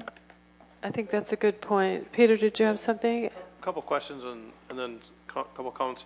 We currently, I remember when I was on Planning Commission, we went through the whole use permit for the medical marijuana dispensary. And so we have some laws on our books already with respect to the dispensaries. Just in the bigger picture of things, will those laws, they aren't going to be preempted by these new state laws. Those will still be in effect, and we can use that as a basis to make further I believe that's correct. amendments. I mean, the bills go to some length to talk about retaining local control, and this does not impact local control, et cetera. And so you do have, in fact, a very healthy dispensary ordinance. Chapter 5.52 of your code is medical marijuana dispensaries. And so that was enacted, I believe, in, was it 11? I believe 2011. And so that's something that we think is still going to be perfectly fine. It'll be in place. It's not going to be an issue. But we were looking specifically to this first sort of initial issue, and it's on cultivation. And the only reason is because the bills sort of structure it that way, that's the first issue that we have to deal with. And right now, the code doesn't explicitly address cultivation. Are there some local jurisdictions that we could look at that have some kind of cultivation ordinances, maybe, you know, like with the Airbnb, rather than completely trying to I would suggest that we look at some of other local ordinances and kind of see the pros and cons, and it might even be worth it to talk to the enforcement bodies in those other cities and see what their experience is. I would just anecdotally favor limiting indoor cultivation much more than outdoor for some of the reasons Sean mentioned. It's extremely energy consumptive, incredibly so, especially with the artificial lights, although the technology is evolving with LEDs and so forth. But also that tends to be more of a area for you know, people that are growing for profit, you know, kind of an industrial. I mean, that's a whole nother issue whether we favor, you know, cultivation for profit. But in terms of affecting quality of life and having a situation, I think a real nuisance is having a big grow house that can affect a whole neighborhood. And I think that's inconsistent with our small town feel. So I would want to just generally really limit indoor cultivation, maybe to 2 or 3 plants per house, period, just to avoid the grow house syndrome, which is inconsistent with neighborhood uses. And then I'm not sure about the outdoor cultivation. I think something along the lines of what Barbara mentioned. I don't know, possibly a little more flexibility on the total number of plants per parcel, maybe with the upper limit, you know, maybe 12 per parcel or something. If there's, because you could have a situation where you could have several adults that, you know, may want to grow a few plants apiece. But, you know, we don't want to I'm not quite sure what the balance is between that, but we definitely could have a situation where a property is just really overburdened with plants, and then that's not, that could affect the quality of life. And but I think, 2, 3, 4, 5, 6 plants in a backyard would not create a situation that would be really detrimental for the neighbors. So those are just kind of my initial thoughts. Really limit the indoor grows to avoid that, and things could be completely. This could all be completely moot if recreational marijuana is legalized, and we have no idea what those initiatives are going to look like.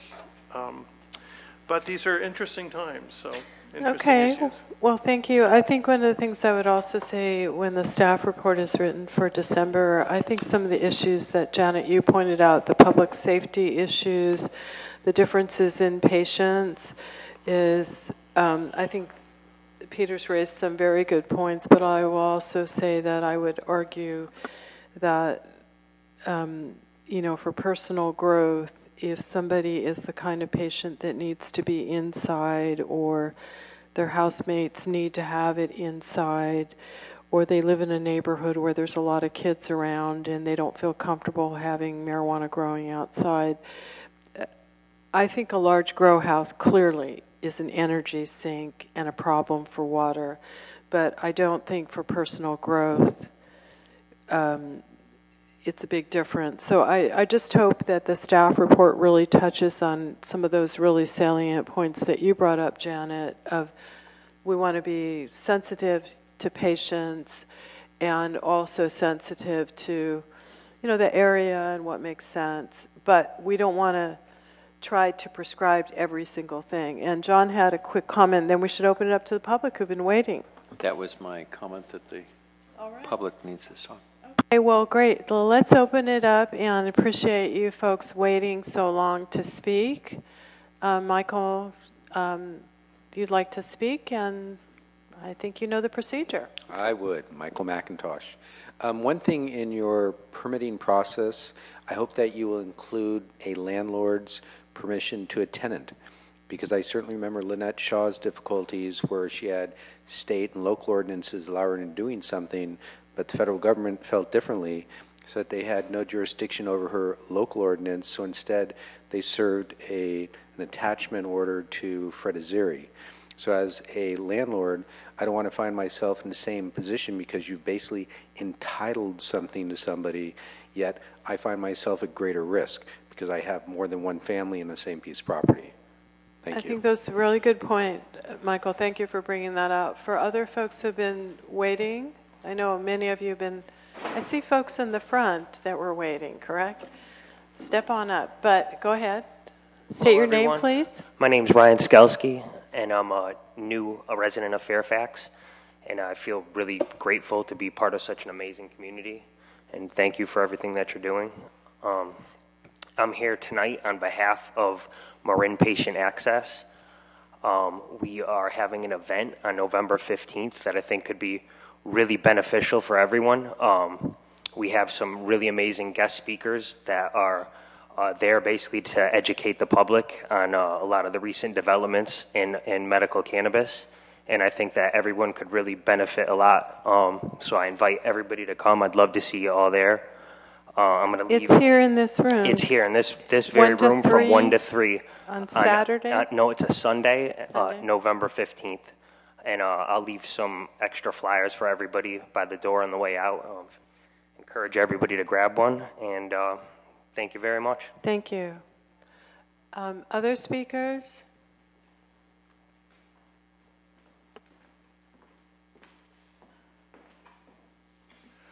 Janet, Garrett, I really want to thank you both for coming up with the legal documentation to help clarify a lot of this.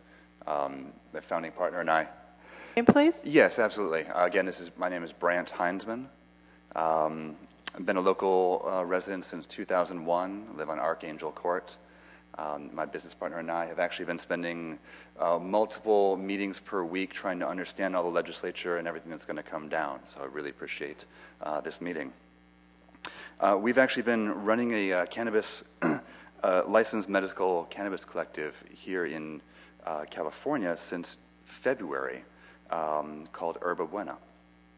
We started this business because we saw a real need in the community and have been humbled by the patients we've met and served and been able to provide outdoor, organic, high-end medicine to. We've got nearly 200 members and serve the medical needs for members as far-reaching as fibromyalgia, Darvet syndrome, seizure disorders, Lyme disease, and all stages of cancer. Our collective is quite different than most dispensaries in that we curate a thoughtfully curated collection of health-centered, outdoor, organic, and solution-based medicine. We believe there's a real need in this community for access here in Fairfax and believe that our business model may be the right fit.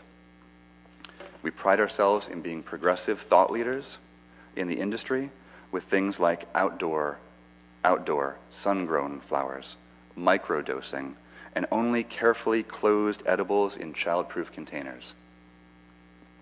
Regardless of where you stand on the issue, we'd like to offer our expertise and our experience to you as resources, if in any ways that we can. Answer any questions. We are on all sides of this industry, and we've got a lot of insight we'd love to offer. As you work towards the right decisions around cannabis in this town, we'd like to make ourselves available in any way. We've actually prepared a small presentation for each one of you that outlines our business model, our aesthetic, and our ethos as it would fit in with the Fairfax Council and as you've laid out for the dispensary model in 2011. I'd humbly request that if and when you consider a dispensary in Fairfax, that you would consider us. And I think that Herba Buena would be an excellent fit and approach for this community. And we look forward to being a part of the discussion any way we can. Thank you. I would suggest to you, if you have an interest, potentially talking to our planning director, Jim Moore, who was here earlier. And we have maps drawn up. Unfortunately, because the size of our town, I've spent a lot of time looking. There's potentially 2 locations, and both would be very difficult. But I encourage you to see if there's time to look at the maps, which we have drawn up, and also maybe understand a little bit more about our code. So we appreciate that. And also, I'm glad our previous speaker mentioned the workshop that will be here on November 15th. So I'm hoping you all will be able to participate because it's going to be really good speakers, and I think it'll be a good learning opportunity for all of us, some preeminent folks in the field. Phenomenal. Great. Phenomenal. Thank you very much for speaking. May I approach and give us and present, just offer you those later? You can give those to the clerk, and she'll pass them out to us. That'd be phenomenal. Thank you so much. Thank you. I also just wanted Will to you want to give your name, please? Oh, Alicia Kelly. Great. I also just wanted to say that as collective owners who have been doing business in this area, I don't think that there's any need to approve large-scale grows of any kind, and that personal grow in a small community like this is absolutely fine. There are plenty of places in California that are much more suitable to growing really good quality medicine with the space and the sunlight and the water to support it. So that would be my thought. Thank you, Alicia. I appreciate that. Mallory?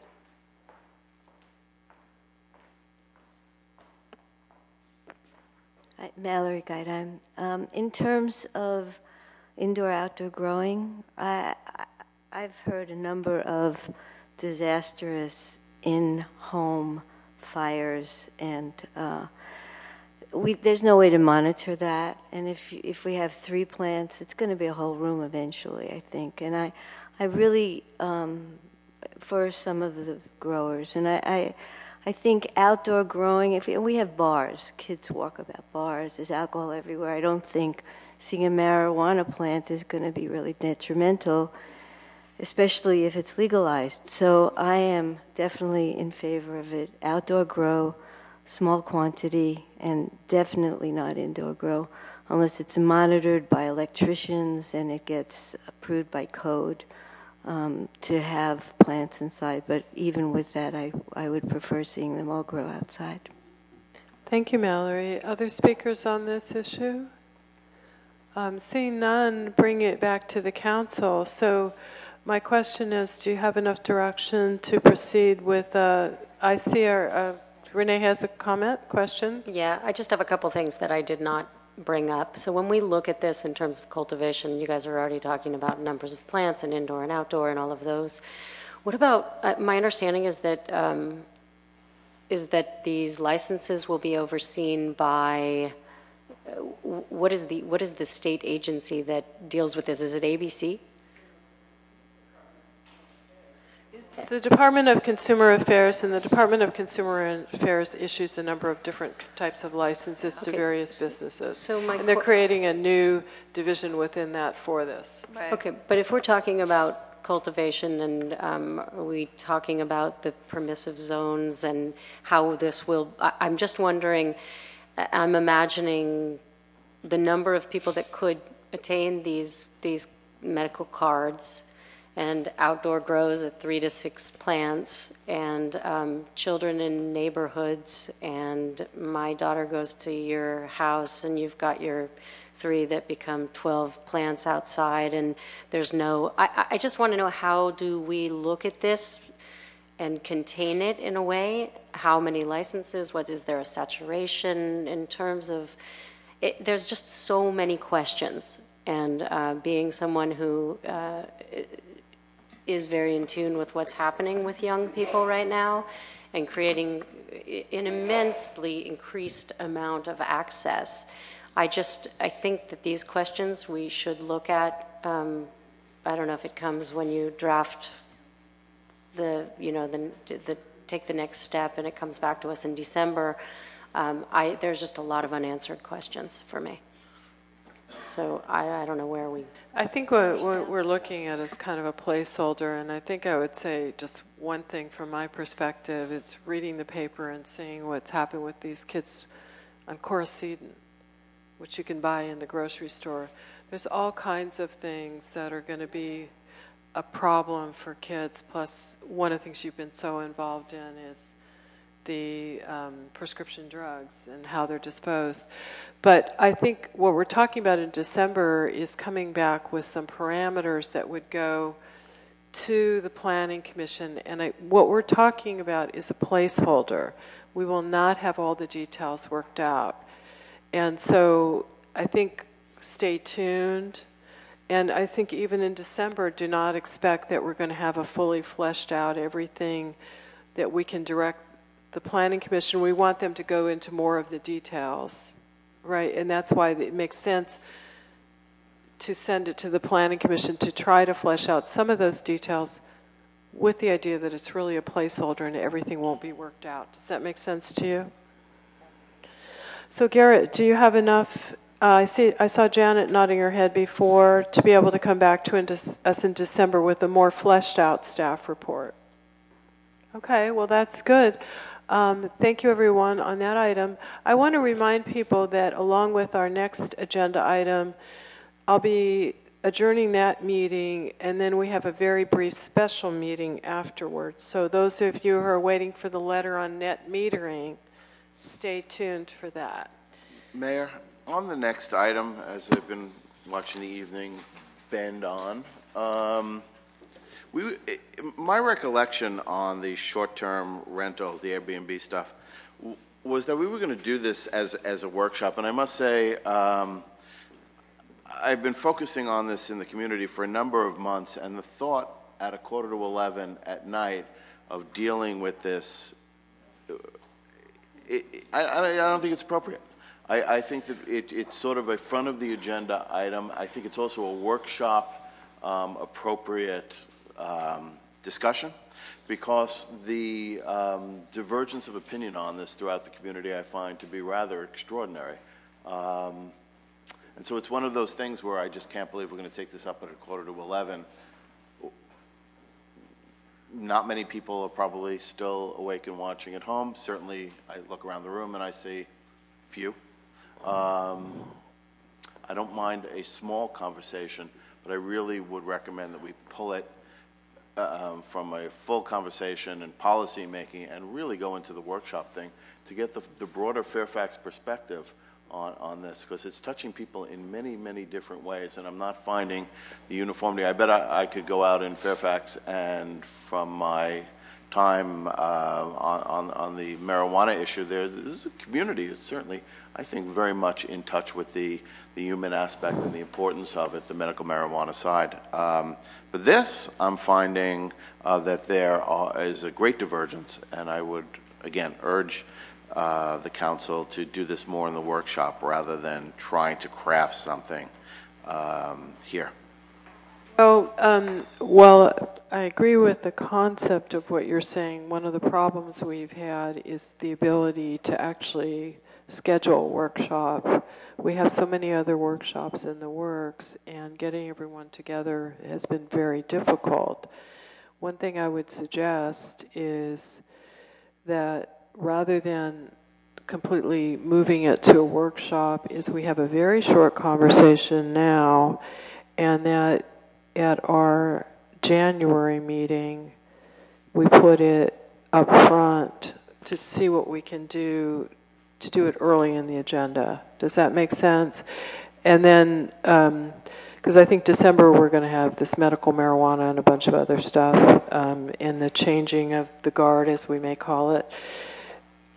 So why not, let's have a short conversation so everyone in the council realize that we just want to start the conversation, so it's not everything you've thought about with this issue, and then for the public the same sort of thing, because people have been waiting for this. So does that work for you?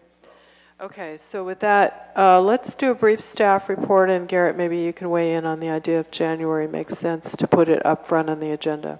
Okay, so I'll keep this short. I think, as the mayor indicated, we really had a hard time trying to find a time for the council to talk about this.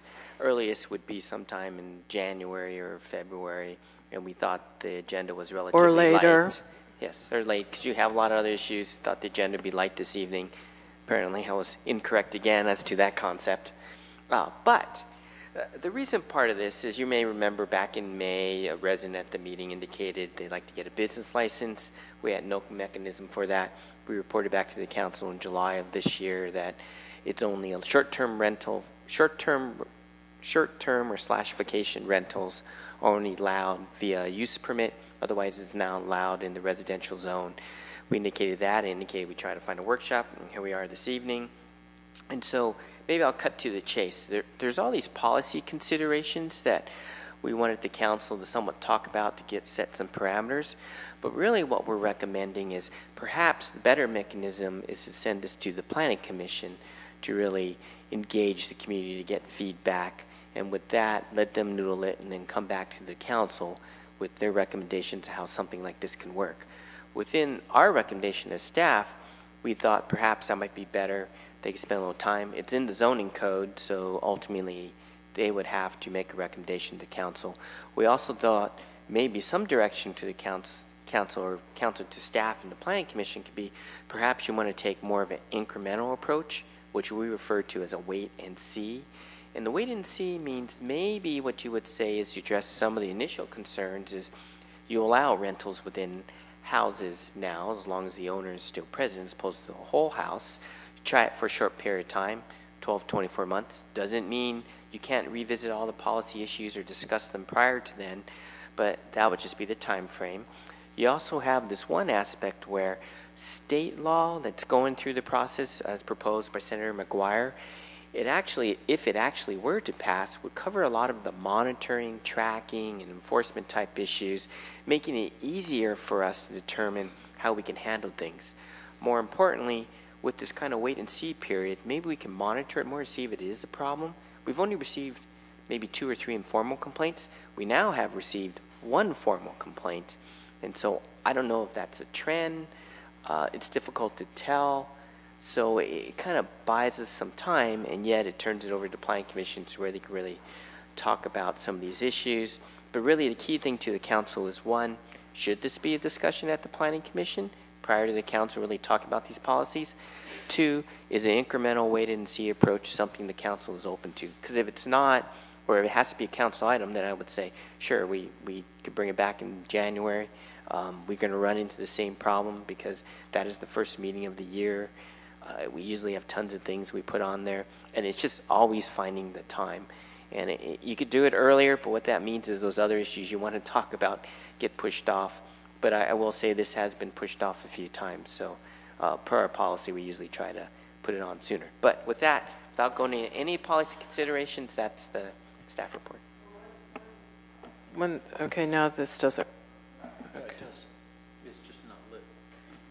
It does? Okay. Well, okay, so there's always something. I would say one thing, it occurred to me when you were speaking, is you could have the Planning Commission do a workshop on this. If we agree on the idea of the wait and see and a few little parameters, because that's kind of something you and I had talked about, is just do a year to 2 year, very limited kind of thing with the wait and see approach. Send that concept to the Planning Commission and let them do a workshop on it, which is easier for them to arrange than us. Just a thought, but I was... No, go ahead. That's just what I was thinking, is it might be a better way to just send a few concepts if we agree on the wait and see approach, just a few little things, have them do a workshop, and... Let me suggest why I think I disagree with that. First of all, the attendance at their meetings, their workshops is even thinner than at ours, with all respect to their work. And as much as it is a planning issue, I think it's really a political issue. It's a community issue. And I would think that we should be guided in this not from the top down, but rather to gather the real world stories. When Garrett says he's received X complaints, or formal or informal, I think that all of us know that most people tend to just darn suffer it. Nothing could go on. Why? And then you say, well, why didn't you call the police on the noise complaint? Or I just didn't think anything would come of it. Okay, so David, I'm going to interrupt you because now you're taking a long time. Okay, my concept may be wrong. Let's do this. Let's have some of the other council members, no offense, but the idea was I'm withdrawing my idea. And let's have the other council members weigh in with a few brief comments on their thoughts on this, not anything and everything. So with that, John. All right. I think this is similar to the last issue we were talking about with the medical marijuana thing, is that it's a statewide issue. And, you know, Mark McGuire has a bill there. We'll see where that goes and how it changes. So I think a placeholder for us, because we've got to go for, I mean, it's an issue. There are people who want to have Airbnb type of things. There are people who, you know, are doing it. And there's, you know, some people who are complaining about it. I think our placeholder wait and see thing should be, you know, limiting what it does. I mean, there's parking issues, there's noise issues, privacy issues and stuff like that, neighborhood notification things. We should do a quick, you know, like snapshot of what the basic issues are and come up with a little bit of boilerplate for right now, how to deal with it. You know, not a long, well thought out thing, but something that works now, that we just see how that works and then change it to something that works better. That's my... I think those are good points, Renee. No, I mean, I understand that it's very difficult to get us all together, and frankly, the Planning Commission, getting them all together is a big deal as well. And the Wall property was that was a Planning Commission workshop, and it was probably the most attended thing I've ever attended here. But I do think it's important for us to hear what's going on out in the community and really have people step up. The few people I've spoken with said, oh yeah, I wouldn't have any problem with any of those requirements. TOT, that should be part of it.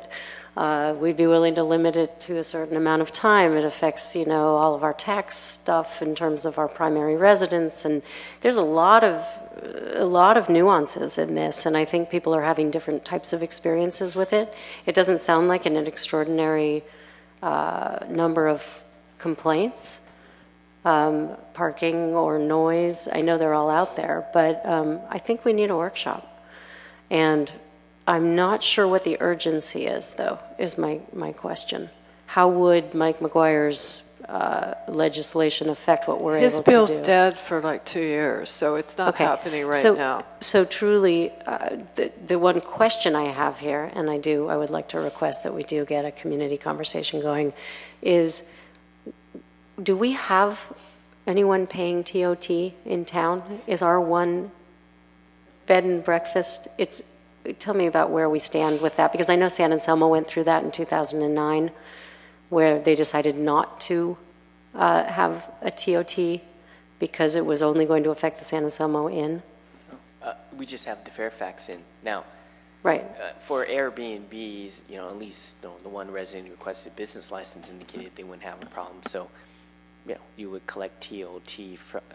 Presumably, if everyone followed it, and our research indicated that there's maybe 40 such units, maybe in town, maybe not in town, very difficult to say, depending how often they rent it. There could be a substantial amount of revenue to be collected. But it's really hard to say. Okay. Back of the envelope, 50 grand. Peter. I'm very much in favor of collecting as much TOT as is feasible, because it's putting an impact on the neighbors, and the neighbors should get something, if nothing else, more funding for the things that benefit everyone in town. Is it possible to collect the TOT through the websites, require VBRO or whatever they're called? Okay, so Airbnb. So Airbnb just spent millions and millions to defeat Measure F in San Francisco. I don't think there's reception to those kinds of things. Well, let me ask Janet, is it possible to collect to make the website collect the TOT for us or report it? I think it would be, sorry? Go ahead. I think it would be extremely difficult to do so. You mean if it's legally possible, we could certainly look at that issue. Yeah, I think some communities cut deals because they agree to allow the Airbnbs in their community in exchange. Perhaps they're willing to collect it. There's some information on that in the list, like San Francisco or Berkeley. But it's difficult, but the core question all comes down to, do you want to allow Airbnbs? That's the core question. Is it a problem? Do you want to allow it? And then how much do you want to allow? That's really the basic question. Right, but part of that too is, okay, if we can collect the TOT reliably, and the most easy way would be if the websites were to provide that information. I don't know if it would take an act of state legislation to require that, but that's something that I would. I'm sorry, that's Senator McGuire's bill. It would, portion of it, if it were the state same, it would require them to collect the TOT and remit it to the towns and communities.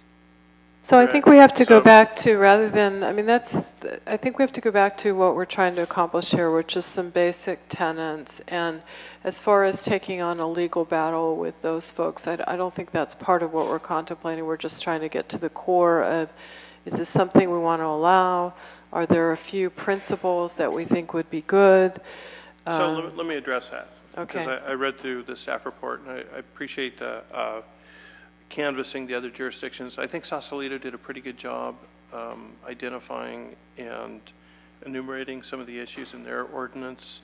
The big one, I think, is going to be parking, because the Airbnb uses would definitely impact parking in a big way. I think that's the biggest thing that we have to be concerned about. The other issues that they talk about are limiting the number of occupants per parcel based on the bedroom size. That's a good issue to look at. Another issue to look at is there a minimum time frame that people could rent their houses out Airbnb. And there's some pros and cons with that as well. Some towns suggested 7 days, and then other people have said, well, that's not so practical. So there are a lot of good issues that were addressed in the research that staff did. And just generally, parking is probably the biggest thing. Number of occupants, and well, of course, noise. And I think there should be some kind of notice provision for applying for the permit, so that if the neighbors are in a real impacted area, they could know about it. And I think that's important, because the location of a particular property for a lot of Airbnb, it could be very, some properties can be very sensitive to that. So anyways, those would be my suggestions. Look at those issues. And I think it is something that's worth taking up at the Planning Commission level, which other jurisdictions did as well, because there's a lot of moving parts.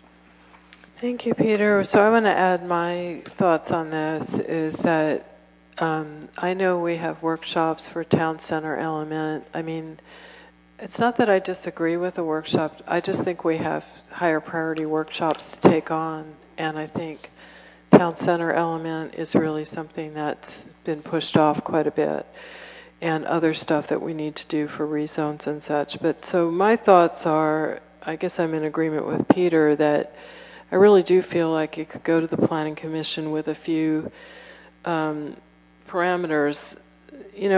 As I said at that last workshop, I don't think we're going to solve the parking issue, but actually in looking at this stuff, I thought the St. Helena stuff was not bad. But it looked like to me things like,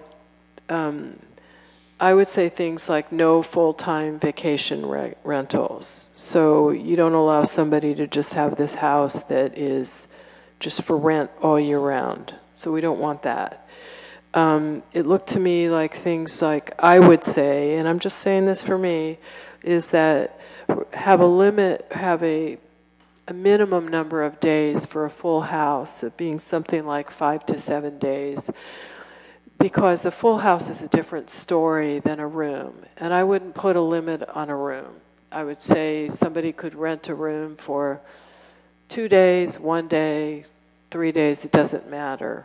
I think the house is a different story, where if you required something like, more like somebody coming into, they want a vacation in the Bay Area and they want to live in somebody's house. So 7 days might work there. Well, you're saying it's less than 30 days, but you have a minimum that somebody for a house would have to be there a minimum of 5 to 7 days. And then an unlimited number of times during the year? Well, I think we could change that. I mean, to me, you're saying no full-time rentals. So you could say something, I think it was in St. Helena or something, where they had something like no more than X number of days a year. And that's something I think the Planning Commission could figure out. So I had something on limit of number of days per year. And to me, I think I was one who came up with the idea of kind of the wait and see approach, where we have a thing where we say, let's try this for a year to 2 years with the provision that we could take it up any time before that and completely change it if it ends up being a problem. So to me, I looked at this and I thought, there's enough here to say, here's some bare bones. I'm really not sure what we would accomplish with a workshop. And frankly, I think we have higher priority workshops. And even though I think workshops are good, I'm just not sure that we really have the time given the other priorities that we have. So that's where I'm coming from. And I did like the St. Helena stuff, I thought was pretty good. I thought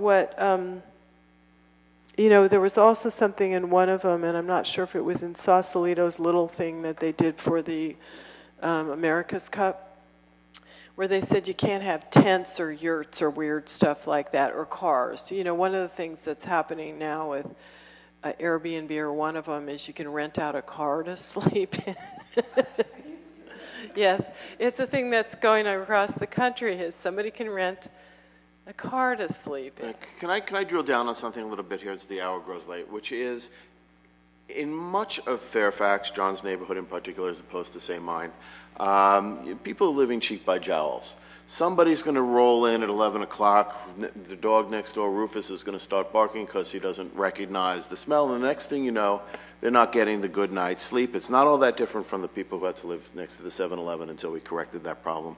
I find it unfortunate to hear that there are more important things. Nothing is more important than the disturbance that is next to you. So the downtown element is interesting and creative, quite important. However, if you have a pothole in front of your house, if you have people showing up at 11, 11:30, 5 times a week, 2 days a week, 1 time a month, and you're not getting sleep and you can't go to work the next day, then that's your big shtick in town. So I would say that I think whether it's the Planning Commission hosts it, we host it, it is as important as anything else. And I think that this council, which I'm not hearing anybody say they have an Airbnb next to them, and so that they can speak.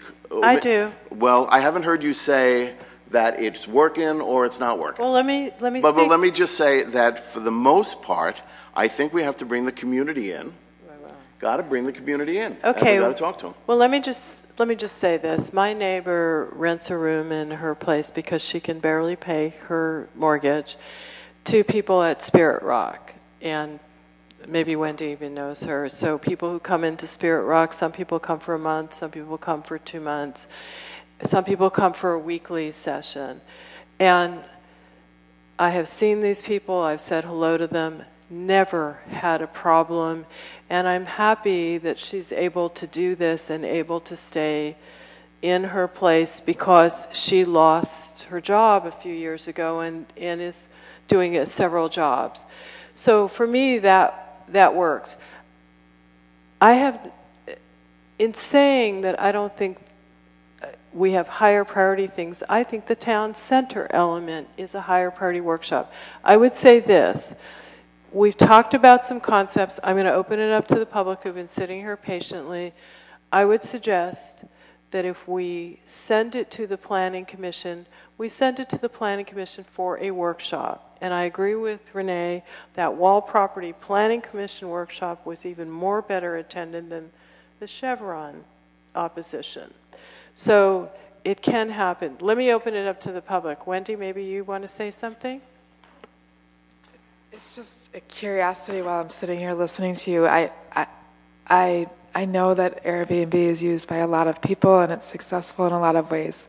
But what I haven't heard anybody say is how it affects the whole affordable housing issue and it seems like, to me, it seems like a way to get around some of the, I actually do think it's a bigger issue than what you're speaking to right now, and it does involve some of the issues that have been a big deal in the town.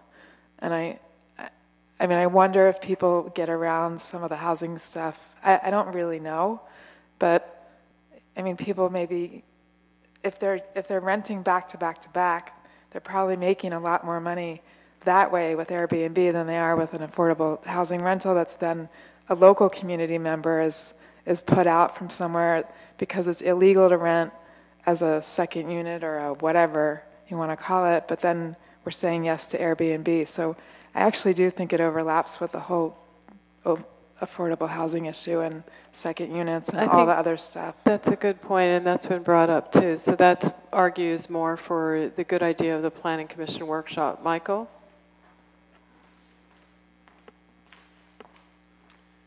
Michael McIntosh, I'm glad Wendy brought up the overlap for the affordable housing because it is an issue. I mean, it's something I've looked at on my own property. So my property, kind of like a community, is kind of like your whole town in just a smaller little scale. And in discussing this with my tenants, what we really concluded was unless it was ideally located at the very beginning of my property, it would be disruptive to anticipated peace and quiet of the rest of my tenants, which wouldn't be fair because then somebody is put in a position to complain about something that nobody wants to do. But what I brought up the last time we had this discussion was in discussing it with my insurance agent. So as the landlord, if I rent my unit to somebody and they in turn rent it out for Airbnb, my insurance does not cover their commercial operation. They will not have insurance that will cover their commercial operation because it may get cost prohibitive. The person who's coming to party is not going to have insurance to cover if you go to a hotel and burn it down. So all of a sudden then there's a financial question that comes up where it might make how you guys present your decisions a lot more important to the town, because you don't want to have the town involved in more expensive, litigious discussions. So it is something that requires a big discussion. Thank Okay, you. great. Thank you, Michael. Other comments on this item? Seeing none, bringing it back to the council. So my suggestion is sending it to the Planning Commission for a workshop, bringing out some of these issues that we brought tonight. John, would you like to speak to this? Yeah, I think we should send it to the Planning Commission, but I think we should also list, send with them, with this, the list of all the things that have come up here tonight. Just because it's got a lot of facets to it, and why not prime the pump a little bit? Garrett, more stuff is going to come up at the Planning Commission. So Garrett, I think what I was intending was what we already have, and I think Garrett's got notes of those issues, correct, Garrett? Oh, that's correct. Okay. So let's go through them because Peter enunciated them. Noise, parking, tax collection. Actually the point that Wendy makes is very primary. Well, it's rental stock. Limitation will prevent housing that might otherwise go to long-term, tenants versus more profitable short-term. Because that's the thing that's driving the initiatives in San Francisco, where it's I think that's the most important one. There's also something that hasn't come up around safety, because there are a lot of people who feel as though the transients and the constant turnover, they don't know who's in the place, and they've got children, and the children are used to a certain person, and there's just a lot of issues that have come up in neighborhoods, and then with seniors I've heard as well, especially when it's around apartments. They're used to the neighbor that they know, they can count on, and all of a sudden there's no one there, or someone scary, or I think that's one issue we haven't talked about. Well, why don't we add that to, so Peter elucidated some points, John elucidated some points, David did, I did, Renee did. I think you've got it. Yeah, I have most of that. Unfortunately, because I cut the staff presentation, I didn't go through all the policies, because verbally I would probably elaborate on some of them, which would include the different issues as safety, because we didn't mention that, noise, parking. I think I have the gist of what the council's concerns and community concerns are, and we could pass that along to the Planning Commission for discussion. And this is a banner over the highway event. So for a Planning Commission workshop, what David's asking is a banner. We can do that, correct? Oh, you mean noticing? Sure, we could do peak So they would do it as a democracy, workshop. surveys, workshop, do a banner. Sure. Okay, A great. big banner, not a little tiny banner that you can't read. Okay, it costs twice as much, but sure, $1,500. That's what a banner costs. But okay. I think we should do something that's reasonably priced. I will tell you honestly that I don't see those banners unless they're there for a month. Can't we just plaster a couple Uber cars with signs that say, All right, well, thank you. So what I want to do now, remember we have a special meeting, but I'm going to adjourn the regular meeting in memory of Lou Vaccaro. We spoke about Lou at the last meeting, and Lou is, I think, one of our oldest living residents, and he's now moved on. So we will miss him, and I'll miss seeing him barefoot with his buddies once or twice a week, and I'm sure they miss him too. So with that, closing the regular meeting, and I'm calling to order the special Fairfax Town Council meeting, the Fairfax Women's Club, Wednesday, November 4th, 2015, and it is, I cannot see the clock. Is it 11:15? It's 11:12. 11:12 p.m. So, Garrett, do you want to just mention this? This is really a consent calendar item, and it's really, well, I'll just do it. authorizing the mayor to send a letter to the California Public Utilities Commission and to Governor Brown in support of net energy metering successor tariff. Any members of the council want to say anything on this issue, or I can just open it up to the public? Well, as someone who has solar panels, I'm very, very personally interested in this, and I think it's also an interest of statewide concern for anyone who has solar panels or is thinking about it, and for supporting our efforts with Marin Clean Energy to create more renewable energy. Yeah, it's basically in response to an end run that's being attempted by big electricity generators to eliminate competition, which is decentralized energy generation, which is the way it should go. Okay, well, I would also like to thank Jody Timms for calling it to our attention. Yes, indeed. Okay, with that, I will open it up to the public. Did anyone want to speak on this item? It's just a letter to the CPUC. So with that, I'd like a motion to move it forward. So moved. Second? I will second that. All in favor? Aye. Aye. Thank you. And with that, I will adjourn the special meeting. Thank you all.